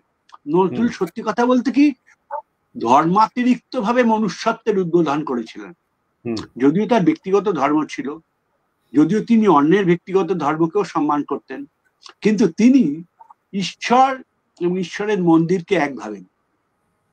এটা শুনলে হিন্দুরা যখন আনন্দিত হয় যে নজরুল ইসলাম শ্যামা সঙ্গীত লিখেছেন, এটা হিন্দুদের মনে রাখা উচিত। নজরুল ইসলাম শ্যামা সঙ্গীত লিখতে পারেন, কিন্তু হিন্দু পুরোহিততন্ত্রকে কোনোদিন সমর্থন করেন। পুরোহিততন্ত্র যে শোষণের হাতিয়ার, সেটা তার থেকে বেশি তীব্রভাবে কেউ বলেনি। আবার মৌলভী যত এই যে মৌলভী তাদের তিনি গ্রাম বাংলা যেভাবে দেখেছিলেন, তার বাবা তো ইমাম ছিলেন, ইমামের ছেলে নজরুল ইসলাম, তিনি যেভাবে ওই করাচিতে আর্মি ট্রেনিং গিয়ে তার পৃথিবী বড় হয়ে যায়, এবং তিনি যেভাবে দেখেন ভারতে সাম্প্রদায়িক একটা সমস্যা পশ্চিমবঙ্গে, যদিও তিনি পশ্চিমবঙ্গেরই ছেলে, বর্ধমানের চুরুলিয়া গ্রামে, এবং পূর্ব দিকে এসে তাতে তার যে ভঙ্গিটা, বাচন ভঙ্গিটা, এটা উভয় বঙ্গে এত জনপ্রিয় কেন? তার কারণ এটা যারা নিচের দিকে পড়ে আছে সেই হিন্দু আর মুসলমানের মাতৃভাষাকে তিনি ধরতে পেরেছিলেন, কোথায় সমস্যাটা তিনি ধরতে পেরেছিলেন। এই ধরা, এর উপরে কবি করে। আমি নবারুণ ভট্টাচার্যকে নজরুলের কথা বলছি না, নবারুণ অনেকটা শহুরের যে প্রান্তিক মানুষ তাদের কথা ধরতে পেরেছিলেন। যেমন আখতারুজ্জামান ইলিয়াস তার আগেই ঢাকা শহরের এই মানুষগুলো যাদের কোনো আইডেন্টিটি নেই, তারা কারা, সেই অলিক মানুষগুলোকে ধরতে পেরেছিলেন। এই ধরাগুলো ঐতিহাসিক দায়িত্ব, এগুলো বলতেই হবে। এবং আমি বলবো, এটা সাহস করেই নাম না করে বলছি, যে বস্তুত বাংলা উপন্যাস একটি রাজনৈতিক প্রস্তাব বা সেরাতে ছিল। এই যেসব লেখা বাংলা উপন্যাস এবং বাংলা গল্প বাংলাদেশে অনেক বেশি ক্ষমতাবান হয়েছে 70 এবং 80-র দশকে এবং পরবর্তীকালে, যেটা বরং আমরা দেখছি আমাদের প্রতিষ্ঠিত বাংলা সাহিত্যে প্রায় 50 বছর ধরে ক্ষয় রোগ চলছে। আমরা কোনো বড় লেখককে তৈরি করতে পারছি না। তার কারণ হঠাৎ একে অ্যাফ্লুয়েঞ্জা বলে ইংরেজিতে, এই যে উদ্বৃত্ত অর্থনীতি, ভারতবর্ষের একটা বড় অর্থনৈতিক শক্তি হিসেবে এই ভূখণ্ডে আত্মপ্রকাশ, এবং তার যে হঠাৎ ঝলমলে এসকালেটার, শপিং মল, সমিত সভ্যতা, তার মধ্য দিয়ে আমাদের আত্মতৃপ্তি যেখানে গেছে, আমরা শুধু প্রেম এবং বিরহ এবং শহুরে জীবনযাত্রার কিছু বিবরণ দিচ্ছি। কিন্তু এই যে লেখকরা বাংলাদেশের যখনই পড়ি, তখন তারা যে একটা নবীন মধ্যবিত্ত, বাংলাদেশের সমস্যা হচ্ছে যে তারা জাতিসত্তার তো হিসেব নিকেশি করার সুযোগ পায়নি না। আগে পেয়েছে স্বাধীন, মানে 1947-এর আগে, যখন আইয়ুব খানের সময় বা অন্য সময় পায়নি, যখন 1971 সালে এলো, তখনও তারা এত অস্থিরতার মধ্যে দিয়ে গেছে। আজকে আমরা এইসব রাজনীতি নিয়ে আলোচনা করার জায়গাও না, করছিও না, যে তারা সবসময় কিন্তু একটা দেখবেন যেটা মূল, যে বাঙালি মধ্যবিত্ত নিজে কোথায় দাঁড়িয়ে আছে, এটা বাংলাদেশে যে সন্ধানটা এত চলেছে, সেটা কিন্তু পশ্চিমবাংলায় বা অন্যত্র চলেনি। এই সন্ধান চলার সাংস্কৃতিক উপকার হচ্ছে যে গদ্য সাহিত্য অন্তত এত তর্ক বিতর্ক নতুন পেয়েছে ঢাকা, চট্টগ্রাম বা রাজশাহী থেকে, এটা এখানে কলকাতা, দুর্গাপুর, শিলিগুড়িতে হয়নি। এটা অত্যন্ত সত্য। আমাদের সাহিত্যে এখনো আমার মনে হয়, যদি গোদা একটা ভাগাভাগি করি, আমাদের কবিতা এখনো বাংলাদেশের বাঙালি কবিতার থেকে হয়তো উন্নত, কিন্তু উপন্যাস এবং সন্দর্ভ বা বাংলা ভাষার চারিত্র নিয়ে যেসব লেখাপত্র, সেখানে বাংলাদেশের ভূমিকা অনবদ্য। এই সন্ধানটা এখানে জাগরুক আছে। আমাদের এখানে এই সন্ধান নবারুণ ভট্টাচার্য বা আরো কয়েকজন লেখক ছাড়া পরে কিন্তু খুব বিবর্ণ, এবং এটা আমাদের অস্তিত্ব সংকট আছে। একটা বড় কথা হচ্ছে, বিরাট ভারতীয় যুক্তরাষ্ট্রে বাংলাদেশ একটা, মানে বাঙালি একটা অংশ মাত্র, বাংলাদেশের তা না, বাংলাদেশের তারাই সব। ফলে এই অস্তিত্ব সংকটের ব্যাপারটা এখানে আলাদা, ওখানে আলাদা। আপনাদের শহীদ ইকবালের সঙ্গে সঞ্জয় মুখোপাধ্যায়ের তফাৎ হচ্ছে, সঞ্জয় মুখোপাধ্যায় ক্ষুদ্রায়তন সংখ্যালঘু, আর শহীদ ইকবাল সংখ্যাগুরু, সার্বভৌম আর কি, যে বাংলাদেশে সার্বভৌম। আচ্ছা, না এটা আমাদের একটা একটা আলোচনার দিক খুলে গেছে এবং আমরা খুব এনজয় করছি সঞ্জয়দের আলোচনা। সেটা হচ্ছে যে এই আখতারুজ্জামান ইলিয়াস এবং আমাদের বাংলাদেশের যে সাহিত্য, সে সাহিত্যে আল মাহমুদ, শামসুর রহমান থেকে শুরু করে আমাদের এখানে শহীদুল জহির, তিনিও ভালো এবং আমাদের অনেক বিশ্ববিদ্যালয়ে পাঠ্য হয়ে গেছে। সেরাতে পূর্ণিমা ছিল, কিংবা আরো যে সমস্ত লেখা আছে তার। এবং বিশেষ করে হাড্ডি খিজিরের প্রসঙ্গে সঞ্জয় দা যে কথা বলেছেন, এবং তমিজের বাপ যে আছে, তমিজ নামক যে চরিত্র আছে খবনামা উপন্যাসে, পূর্ণিমা ছিল, হ্যাঁ, বাবুর ওরকম লেখা, হ্যাঁ, কি অসাধারণ লেখা। হ্যাঁ, এগুলো রাজনৈতিক প্রস্তাব, এসব লেখা এটা আমাদের সম্পদ। জীবন ও রাজনৈতিক বাস্তবতা, তার এটা আরেকটা ফিকশন আর কি শহীদুল জহিরের। তো এগুলো আমাদের আসলে একটা নতুন জায়গায় এবং নতুন একটা ল্যাঙ্গুয়েজ, নিশ্চয়ই আপনি সেটা বলছেন। তো আমাদের যেটি বিষয় সেটি হচ্ছে যে আমাদের এই এতক্ষণ ধরে যে আমরা যে আলোচনা করছি, এখানে আমরা মূলত যেটি বিষয়, এখানে আরেকটা বিষয়ে দাদা আমরা একটু যদি আপনার একটু দৃষ্টি আকর্ষণ করছি, সেটা হচ্ছে আমাদের চলচ্চিত্র নিয়ে কি আপনার কোনো একটা ধারণা আছে? বাংলাদেশের চলচ্চিত্র, তারেক মাসুদ সম্পর্কে আপনি বলেছেন, হ্যাঁ, আমাদের এই ছোট চলচ্চিত্র যেগুলো হচ্ছে, এবং আমরা বলি যে আসলে এই চলচ্চিত্রগুলোর আসলে কি দাঁড়াচ্ছে, যেমন মাটির ময়না হয়েছে, তারপর আরো যে সমস্ত ছবি ইদানিং হচ্ছে, বা আমাদের এই যে চরকি নামের একটা প্ল্যাটফর্ম আছে, সেখানেও অনেক ছবি নামছে। তো আমাদের যে সমস্ত চলচ্চিত্রগুলো হচ্ছে বাংলাদেশে এখন, সেগুলো সম্পর্কে আপনার কি একটু যদি কিছু বলতেন, বা কেমন হচ্ছে, কি ঘটনা, আপনার পরামর্শ আর কি, কিংবা বাংলাদেশের চলচ্চিত্র বিষয়ে কথা হচ্ছে। দেখুন, এই তারেক বলতেন, সেটা একটা বড় সমস্যা তো বাঙালি লেখকদের এবং বাঙালি শিল্পীদের ছিলই। তারেক বলতেন যে দাদা, মানে আমার সাথে ফর্মালি কথায়, যে আপনি যখন বলেন বাংলা ভাষা আপনার ভালো লাগে বা বাংলায় আপনি লেখেন, এটা অনেক সহজ কথা। আপনি বাংলার রক্তসূত্রে পেয়েছেন, আপনি লিখতে পারেন। আমার কথা ভাবেন, আমার বাপ আমাকে মাদ্রাসায় পাঠিয়ে দিয়েছে, আমার কাছে উর্দু এবং আরবি ভাষা, আমার বাবা উন্নতির জন্য দেশব্যাপী, বাংলা আমাদের ভাষা ছিল না। আমি বাংলা 15-16 বছর পর সে প্রথম পড়ি এবং পড়ে দেখি কি অসাধারণ ভাষা। এই যে জায়গায় আমরা বঙ্কিমচন্দ্রকে বা রবীন্দ্রনাথকে আবিষ্কার করি, আপনি সেটা স্বাভাবিকভাবে পেয়েছেন। আমাদেরকে তারা সংগ্রামের মধ্য দিয়ে পাওয়া বলে আমরা মাটির ময়নাটাকে ধরতে পারি যে মাটির ময়না সামাজিক সংস্কারান্ধতার কি জায়গা। আসলে তো মাটির ময়না তারেক মাসুদের বাড়ির গল্প, একেবারে বাড়ির গল্প। আপনি বলুন না বলুন, উনিও বলে, উনি আমাকে বলেছেন, আমি শুনে হচ্ছে, আমি পুরোটা আলোচনা করতে চাই না, উচিত না। কিন্তু এই যে বাড়ির গল্পগুলো, এই যে ধরুন আপনি যাদের কথা বলছেন, মোর্শেদুল ইসলাম বা তানভীর মোকাম্মেল, এরা যে কাজগুলো করছেন, এদের কাছে মডেল মূলত ভারতীয় চলচ্চিত্রকাররা। কিন্তু এই মডেলগুলো এরা বিশ্বস্ততার সঙ্গে অনুসরণ করেছে, সবসময় যে সফল হয়েছেন তা না। এমনকি উদ্বাস্তু সমস্যা নিয়ে ছবি, ধরুন বাংলাদেশে চিত্রা নদীর পাড়ে, বেশ খেয়াল করার মতন ছবি, কারণ এটা হিন্দু সংখ্যালঘুর সমস্যা উনি বলেছেন, কিন্তু বলেছেন এবং সেই বলার মধ্যে আন্তরিকতা আছে। হয়তো আবেগের দিকটা বাংলাদেশের ছবিটা অনেক বেশি, কিন্তু এখন আমার যেটা খেয়াল করার মনে হচ্ছে যে বাংলাদেশের পরিচালকরা, এমনকি জনপ্রিয় সিনেমার পরিচালকরা কিন্তু একটা জিনিস বুঝেছে যে আজকে বিশ্বায়নের পরে আপনি যে কোনো ছবি দেখতে পারেন, আপনাকে যে কোনো ছবি দেখতে দিলে আপনি দেখবেন না। ফলে যে ছবিগুলো বানাচ্ছে, ধরুন জোড়া অঞ্চলে গিয়ে একটা ছবি বানালো, সেটা হয়তো ভিস্কন্তি রাত্রে মা হলো না, কিন্তু যেভাবে ফটোগ্রাফি, আন্ডার ওয়াটার ফটোগ্রাফি বা অন্য কিছু আছে দেশজ মাত্রায় তৈরি করে, তা কিন্তু পশ্চিমবাংলার সাম্প্রতিক ছবিগুলোর থেকে বেশ উন্নত। আমরা যেটা মনে হয় যে বাংলাদেশে যে কোনো দিন একটা বিপ্লবী চলচ্চিত্রকার এসে যাবে, যে হয়তো ঋত্বিক ঘটক, সত্যজিৎ রায়ের উত্তরসূরি, কিন্তু general standard of film making বাংলায় অনেকখানি এগিয়ে গেছে। যেমন একদিকে গোলাপি এখন ট্রেনে, গোলাপি এখন ঢাকায়, গোলাপি এখন এই ছিল, সেই দিয়ে কিন্তু এখন আর আপনি বাংলা ছবিকে বিচার করলে চলবে না।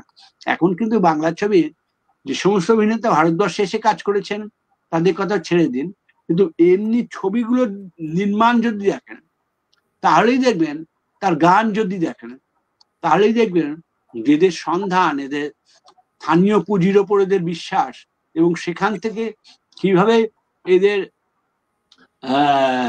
এই পণ্যটা মোটামুটি বাঙালি জাতীয় গোষ্ঠীর মধ্যে ছড়িয়ে দেওয়া যায়, সেদিন যে অনুসন্ধান, তার মধ্যে একটা সিনসিয়ারিটি আছে।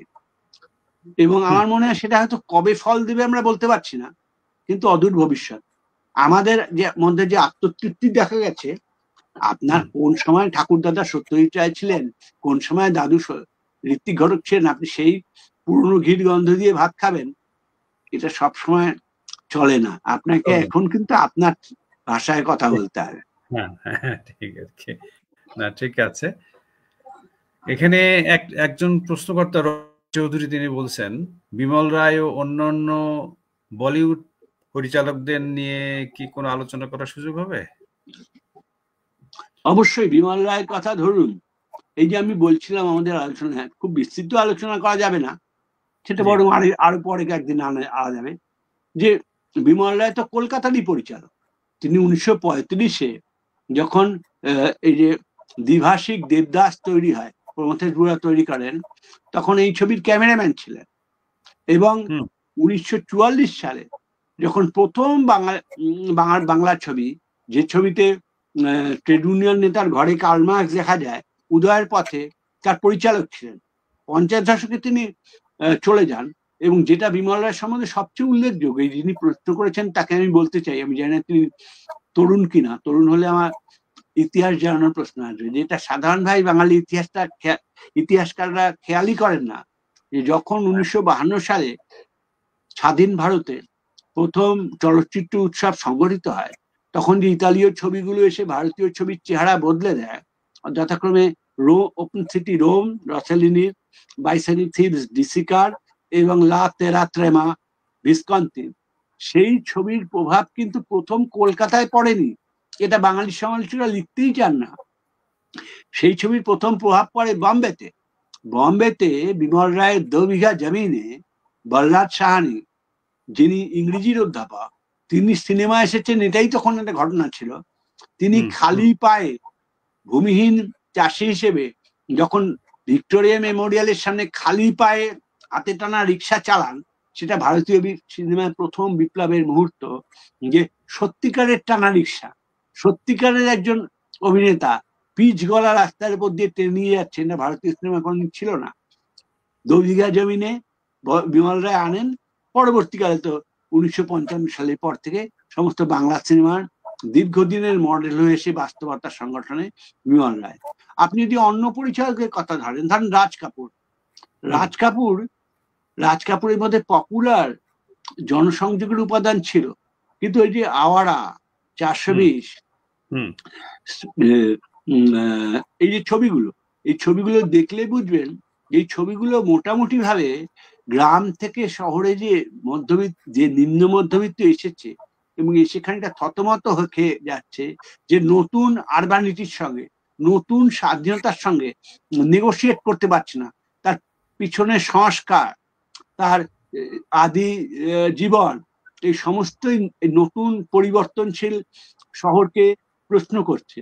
এই জায়গাগুলো রাজ কাপুর যেমন ভাবে ধরতে পেরেছিলেন, রাজ কাপুরের আদি যুগে, রাজ কাপুরের বাবা পৃথ্বীরাজ কাপুর, তিনি তো আইপিটিএ করতেন, মানে কমিউনিস্ট পার্টির প্রাথমিক যুগে। এবং আপনারা, আমি যেখানে কথা বলছি, রাজ কাপুরের স্কুল জীবন তার থেকে 1 কিলোমিটার দূরে।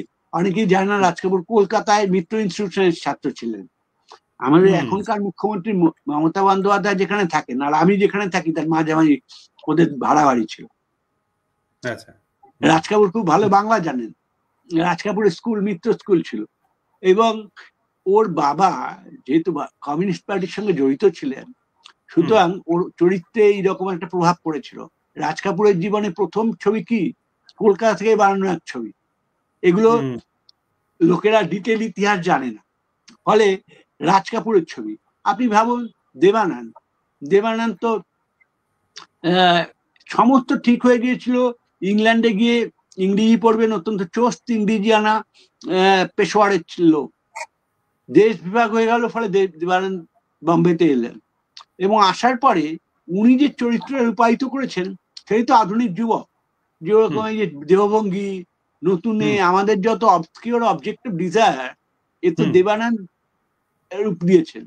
ধরুন গুরুদত্তের মতন পরিচালক, যা শতবর্ষ, 1925 সাল, 3 জন বড় ভারতীয় পরিচালকের জন্ম বছর, একজন ঋত্বিক ঘটক, একজন গুরুদত্ত, একজন বারিন সাহা। বারিন সাহা নয় লোকে কম জানে, কিন্তু গুরুদত্তের মতন পরিচালক, সাহেব বিবি গোলাম, পিয়াসা,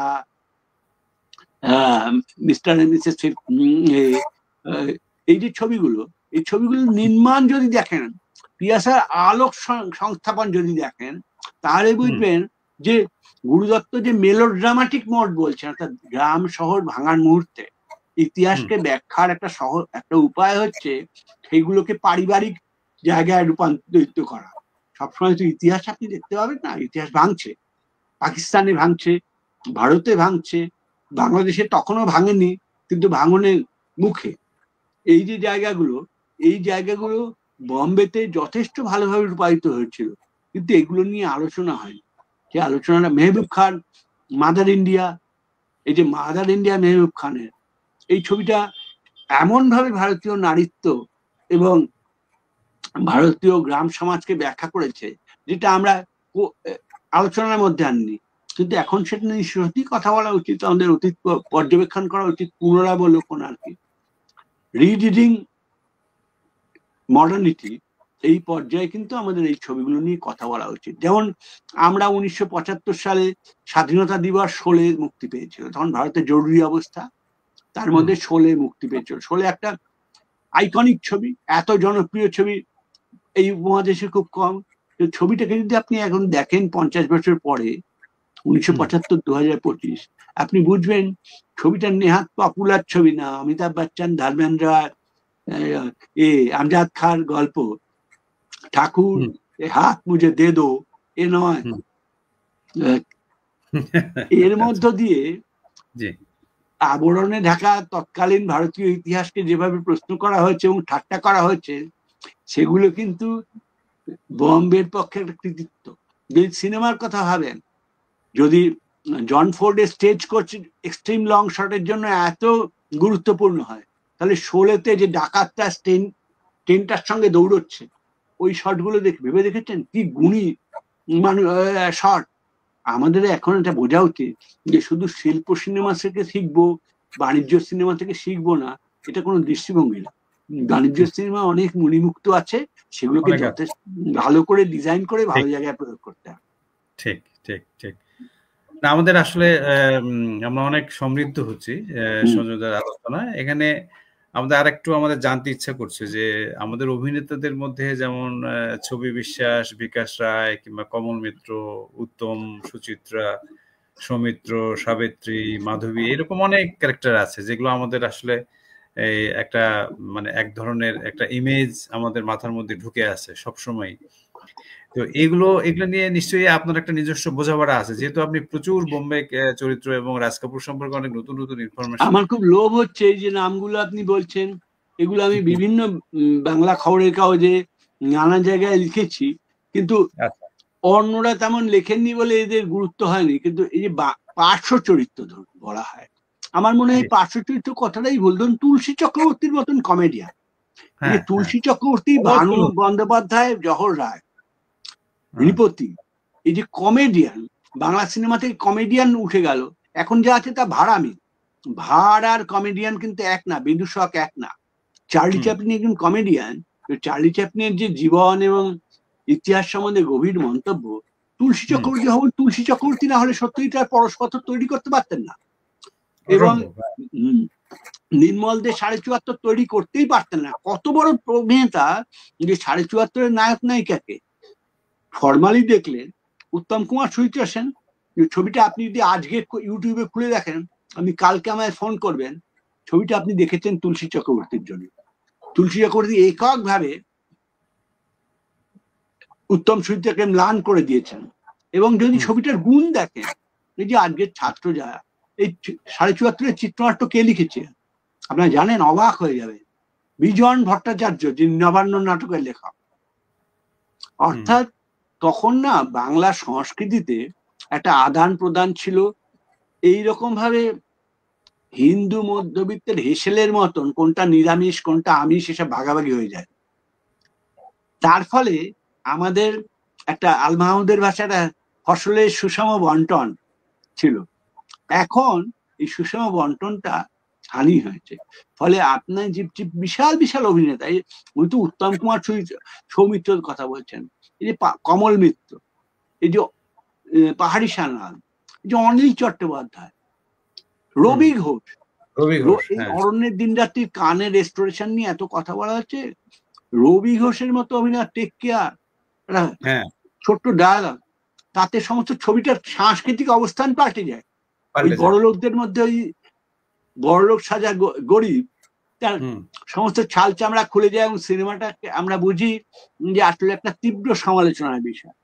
এটা রবি ঘোষ কি করে পারতেন তো। আমরা এগুলো নিয়ে আলোচনা করি না। আজকে এই জিনিসগুলো ঠিকই বলেছেন। আমি শাহিদের কাছে কৃতজ্ঞ যে আজকে একদিনের সব আলোচনা হয় না, কিন্তু বাংলা সাহিত্য, বাংলা নাটক, বাংলা সংস্কৃতির মধ্যে এক ধরনের নির্মিত মধ্যবিত্ততা ছিল, যা আমাদের কিঞ্চিৎ সফলতা দিয়েছে কিন্তু অনেক বেশি দুর্গতির দিকে নিয়ে গেছে। এখন আবার আমাদের একটা মুক্ত বুদ্ধির পরিচয় দেওয়ার সময় হয়েছে, যে এবং সেই হিসেবে মানে ইতিহাসকে নতুন করে পড়ার দরকার হয়েছে। সেটা আমরা উভয়বঙ্গেই মানে বৃহত্তর বঙ্গ সংস্কৃতিতে তার অনুপ্রবেশ জরুরি এবং ইতিহাসকে আবার পড়া জরুরি, নাহলে কিন্তু আমাদের মুক্তি নেই। ঠিক, খুব সুন্দর হয়েছে আসলে। যেটি বিশেষ আমাদের অনেকগুলো প্রশ্ন এবং অনেক রকম কথা আসলে ছিল। আমরা অলরেডি প্রায় অনেক সময় অতিক্রান্ত হয়েছে, 1 ঘন্টা 20 মিনিটের মতো চলছে। তো যাই হোক, তো যেটি বিশেষ সেটি হচ্ছে যে আমাদের সাহিত্য, চলচ্চিত্র, এসব নিয়ে আমাদের চিত্রকলা, অঙ্কন পদ্ধতি, হ্যাঁ, সমস্ত কিছুর মধ্যে আসলে মানে টোটাল ব্যাপারটাতে যেটি দাঁড়ায় সেটি আসলে শিল্পের মধ্যে যে রসবোধ এবং আমাদের যে হয়ে ওঠার জায়গাটা, বিশেষ করে মধ্যবিত্ত এই যে একটা শ্রেণী চেতনা, আমাদের আখতারুজ্জামান ইলিয়াসের সমস্ত লেখালেখির একটা সেন্টার পয়েন্ট হচ্ছে ক্লাস কনসাস, এবং তার শ্রেণীকে সিগনিফাই করছে সে নানাভাবে। কি করে শ্রেণী উত্তরণ ঘটছে, আবার শ্রেণী অবনমন ঘটছে, এবং সেখানে শ্রেণী কি করে একটা সংস্কৃতি তৈরি করছে, এবং শ্রেণী দ্বন্দ্বটা কেমন, এই সমস্ত করতে গিয়ে সে আসলে মানে চরিত্রকে ফেড়ে বের করে ফেলেছে। মানে তার যে ব্যবচ্ছেদ পদ্ধতি তার ফিকশনের মধ্যে, এটা একটা অসাধারণ একটা ব্যাপার। আপনি সেটা তো বললেনই। তো এখানে আর একটি প্রশ্ন এখানে একটু নিতে হচ্ছে যে আইপি এর প্রভাব বিজন ভট্টাচার্যের নাট্যচিন্তায় কিভাবে প্রতিফলিত হয়েছে? তিনি কি কেবল একটি আন্দোলনের কণ্ঠস্বর ছিলেন নাকি স্বাধীন নাট্য চেতনার নির্মাতা? এই প্রশ্নটা খুবই বুদ্ধিদীপ্ত। এই বিষয়ে আইপিটি এর প্রভাব যে বিজন ভট্টাচার্যের নাট্য চিন্তা এসেছিল, শুধু বিজনবাবু বললে ভুল হবে। নবান্নর পরিচালক দুজন, অর্থাৎ বিজনবাবু এবং শম্ভু মিত্র, তাদের এসেছিল। নবান্নর নাটকটা পড়লে এবং তার উপস্থাপনায় দেখতে পাবেন যে নবান্ন নাটকটা কিন্তু কোনো কেন্দ্রীয় সংহতির দিকে যায় না। তাদের ছড়ানো ছেটানো ছবিগুলো অনেকটা প্রান্ত এবং পরিধির মধ্যে সম্পর্কের অদল বদল করে। তার আগে অবধি বাংলা নাটকের সুসংহত জায়গায় যেতে চাইতো। নবান্ন সেটাকে প্রথম ভাঙলো। নবান্ন একটা প্রাণ শক্তির স্ফুরণকে, নবীন কৃষকদের দুর্গতি এবং তাদের প্রাণ শক্তির স্ফুরণকে বিষয় ভেবেছিল, কোনো চরিত্রে গঠনকে না। এটা বাংলা নাটকের ক্ষেত্রে একটা মূল বিপ্লব। এমনি তো আঙ্গিকগত বিপ্লব আছেই, যত সস্তা একটা চটের দিয়ে বা অন্য কিছু দিয়ে যে করতো আমরা প্রসেনিয়াম স্টেজ, রঙ্গমঞ্চের যে গুরুত্ব ভুললাম। শিশির কুমার ভাদুরী যেভাবে বাদশাহ আলমগীর করতেন, সেভাবে আর নন্দন তৎপরবর্তীকালে হলো না। এখন আপনি বলছেন যে তিনি কি কেবল একটা পার্টি বা একটা রাজনৈতিক মতাদর্শের প্রতিনিধি, না স্বাধীন নাট্য চিন্তা? এটা সমস্ত শিল্পী সম্বন্ধে প্রযোজ্য। ম্যাক্সিম গোর্কি কি শুধু রাশিয়ান কমিউনিস্টদের প্রতিনিধি, একটা ব্যাপক অংশের গদ্য সংস্কৃতির প্রবক্তা? অবশ্যই ব্যাপক অংশে। বহু লোক আছে যারা কমিউনিস্ট পার্টিতে বিশ্বাস করে না কিন্তু গোর্কিতে বিশ্বাস করে। বহু লোক আছে যারা মানিক বন্দ্যোপাধ্যায়ের উপন্যাস পড়ে মুগ্ধ হয়ে যান, তারা খেয়ালও করেন না যে মানিক বন্দ্যোপাধ্যায় কমিউনিস্ট। আপনি কি পাবলিক কেসের ছবি দেখার সময় একবার ভেবেছেন যে 1944 সালে তিনি কমিউনিস্ট পার্টির সদস্যপদ নিয়েছেন? না, তার কারণ তাদের শিল্প চিন্তা এত বড়ভাবে মানুষের প্রজ্ঞানের সঙ্গে জড়িত হয়েছে যে আপনি তাকে নির্দিষ্ট দলীয় প্রতিনিধি ভাবেন না। এটা তো বটেই। বিজন ভট্টাচার্য যারা কমিউনিস্ট নন, যারা এমনকি আইপিটি এর লোক নন, তাদের কাছেও একটা নতুন যুগের নতুন প্রবক্তা। সমুদ্র যেমন তাই, যেভাবে খালেদ চৌধুরীও তাই, এই যারা ছিলেন তার দেবব্রত বিশ্বাসও তাই। এই যে জায়গাটা, এটা তো শিল্প সাহিত্যের প্রাথমিক জায়গা। এবং এরা যতই আপনি এদের একটা পার্টির বাঁধনে রাখুন, সেই পার্টি ছেড়ে এরা বেরিয়ে যাবেন। কোনো একজন শিল্পী কোনো বিশেষ কারণে কোনো একটা রাজনৈতিক দলের কোনো একটা কর্মসূচি সমর্থন করতে পারেন, কিন্তু আপনি তাকে রাজনৈতিক দলের কর্মী ভাববেন না। যদি তিনি রাজনৈতিক দলের কর্মী হয়ে যান, তিনি নিজের শিল্প সত্তাকে খুন করবেন। রুশ কবি মায়াকোভস্কি খুবই মার্ক্সবাদী ছিলেন, কিন্তু তার কবিতা পড়ে আমরা তো communist party of Soviet union Bolshevik নিজের ইস্তেহার খুঁজে পাই না। সেই জন্যই তিনি চিরজীবী, না হলে তিনি একজন সাধারণ দলদাসে রূপান্তরিত হতেন। ঠিক আছে, না ডেফিনেটলি, ঠিক আছে। এখন আমাদের দাদা আরেকটা একটু আমাদের একটু কথা আমার মনে পড়ে যাচ্ছে, সেটা হচ্ছে যে আমাদের বাংলা চলচ্চিত্রের সঙ্গে বিশেষ করে আমাদের তো অনেক মানে মানে স্টলওয়ার্ড মানে চলচ্চিত্র ডিরেক্টর সত্যজিৎ রায় কিংবা যারা যিনি অস্কার পেয়েছেন, এবং আমাদের বাংলাদেশ মানে বাংলা চলচ্চিত্রের সঙ্গে বিশ্ব চলচ্চিত্র যেমন আইজেনস্টাইন, বার্গম্যান বা গদার, এদের যে এই যে চলচ্চিত্র, এইটাকেও কি আমরা এটাকে আমাদের চলচ্চিত্রের স্ট্যান্ডার্ড কি এটা যদি আমরা একটু তুলনামূলক আমাদের কোন ছবি নিঃসন্দেহে এই জায়গায় গেছে, এবং সুবর্ণরেখার সঙ্গে আপনি লাদল চেবিতার অনেক তুলনা করতে পারেন। আপনি সত্যজিৎ রায়ের যে পথের পাশে মূল দক্ষতা, ভারতবর্ষের গ্রামের ভেতরে চলে যাওয়া এবং জাতীয় সংস্কৃতির কথা বলা, সেগুলো পারা যায়। কিন্তু আমাদের ক্ষেত্রে হয় কি, সমাজের সুষম উন্নয়ন হয়নি তো, একটা যথার্থ বুর্জোয়া ডেমোক্রেটিক সোসাইটি গড়ে ওঠে এই উপমহাদেশে। ফলে যেগুলো পাচ্ছেন সেগুলো স্পোরাডিক। একজন সাদাত হোসেন মান্টোকে পাকিস্তান যদি পেয়েও যায়, সেটা একটা বিচ্ছিন্ন ঘটনা যে অত বড় প্রতিভা তিনি কাজ করছেন। কিন্তু এমনি যদি সাধারণভাবে ছবি দেখেন, যেমন জাগে হুয়ে সাবেরা, মানিক বন্দ্যোপাধ্যায়ের পদ্মা নদীর মাঝি, তার উর্দু রূপান্তর পাকিস্তান থেকে হয়েছিল। খুব আশ্চর্য জিনিস, একটা বাংলা উপন্যাস, সেটা পাকিস্তান থেকে রূপান্তরিত হয়ে জাগে হুয়ে সাবেরা হিসেবে যাচ্ছে। কিন্তু এই যে যিনি পাকিস্তানের ভাবছেন যে মানিক বন্দ্যোপাধ্যায়ের পদ্মা নদীর মাঝিকে নিয়ে যাবেন, তিনি হয়তো ভাবছেন যে পদ্মা নদীটা তৎকালীন পূর্ব পাকিস্তানের নদী, সুতরাং পশ্চিম পাকিস্তান পূর্ব পাকিস্তানের মধ্যে একটা যোগসূত্র থাকা উচিত। কিন্তু যাই হোক, এই ধরনের চিন্তা, এগুলো তো আপনি সার্বিকভাবে পাবেন না, কখনো কখনো কোনো জায়গায় খুঁজে পাবেন। এই জিনিসটা সার্বিকভাবে হতে গেলে একটা সামাজিক পরিবর্তন উত্তর শিল্প বিপ্লব পিরিয়ডে যেমন ভাবে ইউরোপে এসেছিল, আমেরিকা এসেছিল, সেটা হওয়া দরকার। কিন্তু এর চিহ্ন দেখা যাচ্ছে এখন, যেমন ল্যাটিন আমেরিকায় আমরা বিচ্ছিন্নভাবেই গার্সিয়া মার্কেজ, বোরহেস এদের পাই, এবং নিকোলাস গেনের মতন কবিদের পাই, থেজার বাইয়ের মতন কবিদের পাই। তারা সার্বিক চরিত্র না, কিন্তু তারা এমন চরিত্র যারা মহাদেশের শিল্প চেতনা পাল্টে দিতে পারেন। তেমনি ভাবে ভারতীয় উপমহাদেশেও এমন অনেক শিল্পী এখন আসতে শুরু করেছেন। আমার মনে হয় যে আগামী আমাদের সমস্ত ইতিহাস যেরকম অস্থিরতার মধ্য দিয়ে চলছে, তাতে ইউরোপে একটা কথা আছে, হেগেলের প্যাঁচা সন্ধ্যেবেলাতেই পাখা মেলে।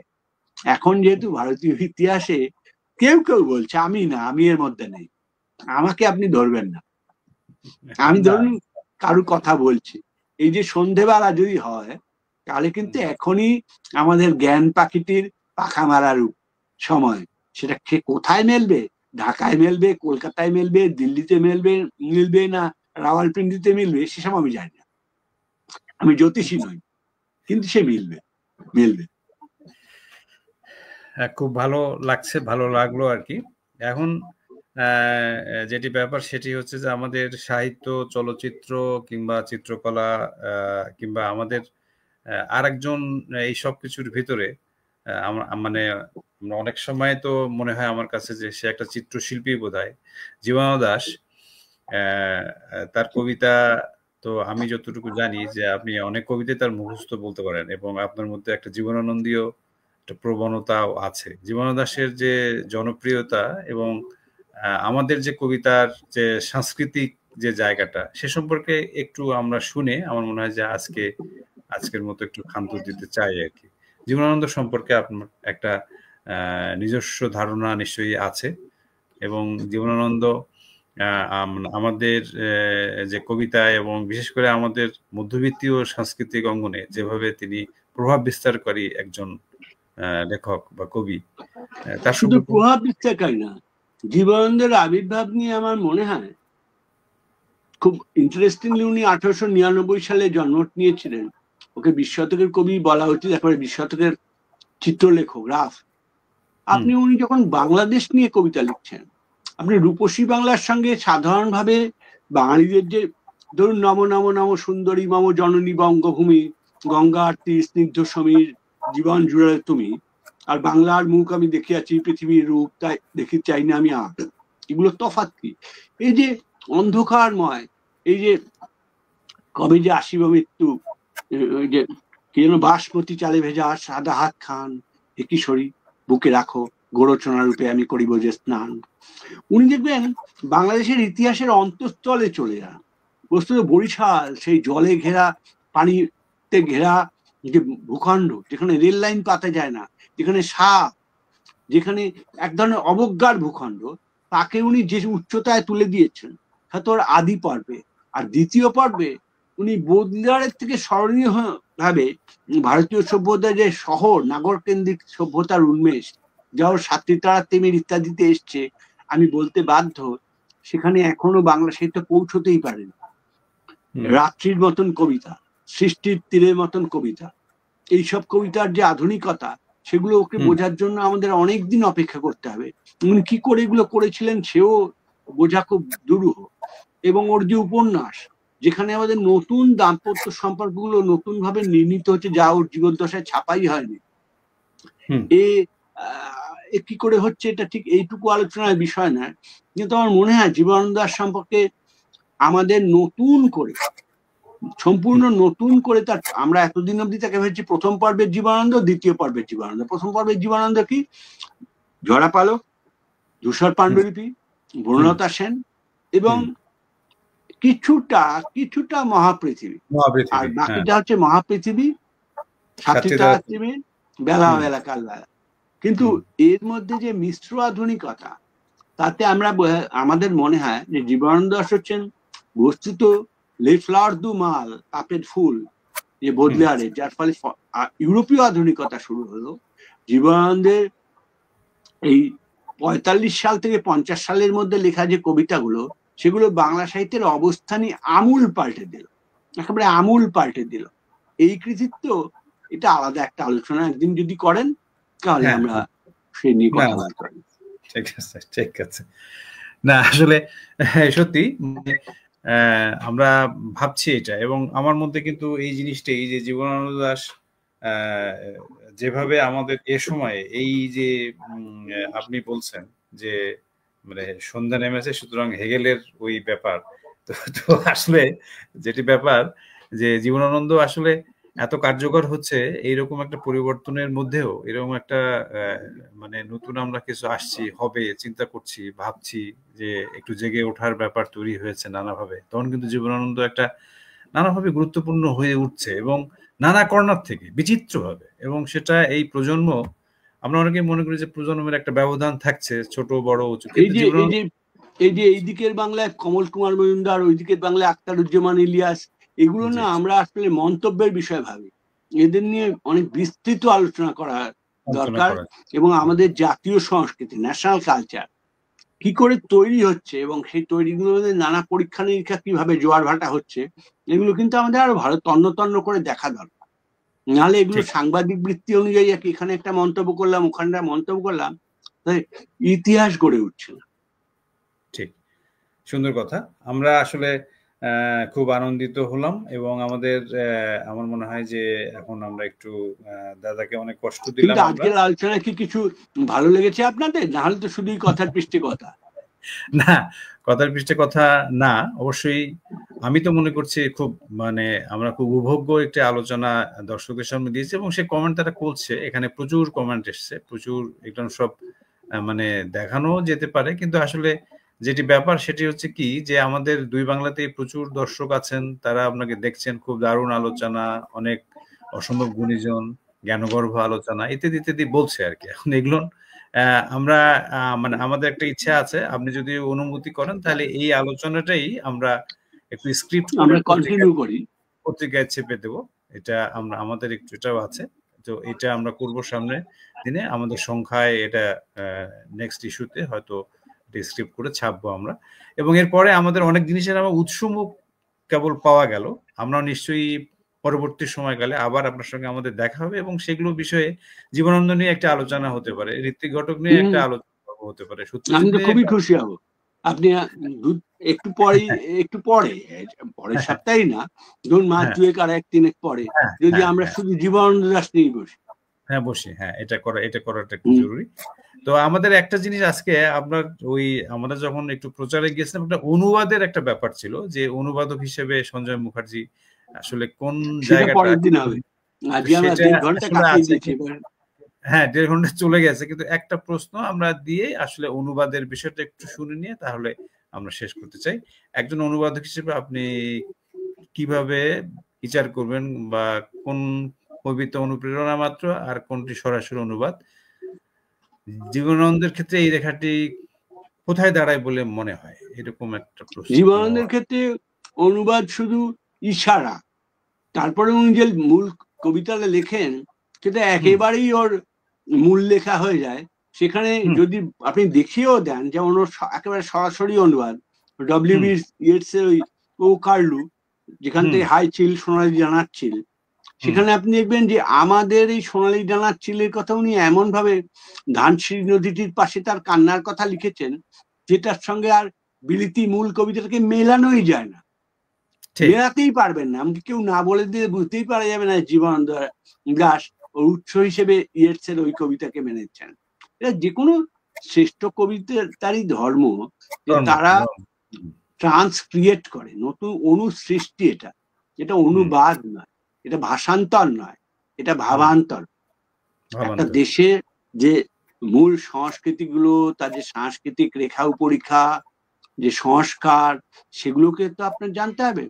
রাজা অদিপাউসকে আপনি যদি গ্রিক নাটক হিসেবে অনুবাদ করেন তাহলে এক, আর যদি তার ভারতীয় প্রাচ্য পরিপ্রেক্ষিতে অনুবাদ করেন তাহলে আর এক। এটা কি করবেন, এটা একটা বড় প্রশ্ন। কিন্তু এই বড় প্রশ্নের সামনে জীবনানন্দ দাশকে যখন বলা হয়, জীবনানন্দ দাশ আধুনিক ইউরোপীয় সংস্কৃতির বোদলেয়ার, মালারমে, ভেরলেন, উনি দেখবেন মূলত ফরাসি সংস্কৃতির দিকে ঝোঁকাচ্ছিলেন, তাকে যেভাবে বঙ্গীকরণ করেছেন তাতে আমাদের ধরা মুশকিল যেটা মালারমের, বা ধরুন সুধীন্দ্রনাথ দত্ত যে মালারমে অনুবাদ করেছেন লাজুর নীল কবিতাটা, কুয়াশার অন্তরালে চক্রবর্তী প্রাগৈতিহাসিক সীমাপে আমার বহুল বিবিক্তির কণ্ঠকিত সীমা, পালিয়ে কোথায় বাঁচি বিদ্রোহ কি সর্বত্র বাতিক, নীলিমা নিয়গ্ন আমি চতুর্দিকে নীলিমা নীলিমা। এই যে কবিতা, এই কবিতা এত অন্তরঙ্গ ভাবে বাঙালি যে এই কবিতার অন্তরালে যে ফরাসি প্রতীকী কবি স্টেফান মালারমে আছে, এটা ধরা মুশকিল। যদি ধরাও পড়ে তাহলেও আমার বক্তব্য হবে যে এটাই সঠিক অনুবাদ, এটাই সঠিক অনুবাদ। এর বাইরে অন্য কিছু করলে সেটা সাহিত্যিক কঙ্কাল হতে পারে, কিন্তু সেই কঙ্কালটা সাহিত্যিক প্রতিমা হিসেবে বিবেচ্য না। ঠিক ঠিক, হ্যাঁ আসলে তাহলে আজকে আমরা মোটামুটি এইটুকুই আমরা শেষ করছি। দাদা আপনাকে অনেক কষ্ট দিয়েছি, পরবর্তীতে আবার নিশ্চয়ই দেখা হবে। না কষ্ট দেননি, কিন্তু আমি বলছি এরপরে হলে হয় কি লোকে মনে রাখতে পারবে না, 1.5 ঘন্টা তো হয়ে গেছে। হ্যাঁ, দেখুন। তো আমাদের যে শেষ কথা সেটি হচ্ছে যে আমাদের এই প্ল্যাটফর্মে আপনার যদি কোনো কথা থাকে আমাদের দর্শক শ্রোতাদের উদ্দেশ্যে, নতুন প্রজন্ম যারা আছে নানা বয়সী মানুষ তো যুক্ত হয়েছে এবং হয়। আমরা আশা করছি নিশ্চয়ই আপনাদের সবাইকে আমরা শ্রদ্ধা জানাচ্ছি, ভালোবাসা জানাচ্ছি। নিশ্চয়ই আবার কোনো আড্ডায় দেখা হবে এবং দাদাকে অসংখ্য ধন্যবাদ এবং কৃতজ্ঞতা। ভালো থাকবেন, আবার কথা হবে। নমস্কার। নমস্কার, ভালো থাকবেন, আবার দেখা হবে, খুব খুশি হলাম। তাহলে বিদায় নিচ্ছি।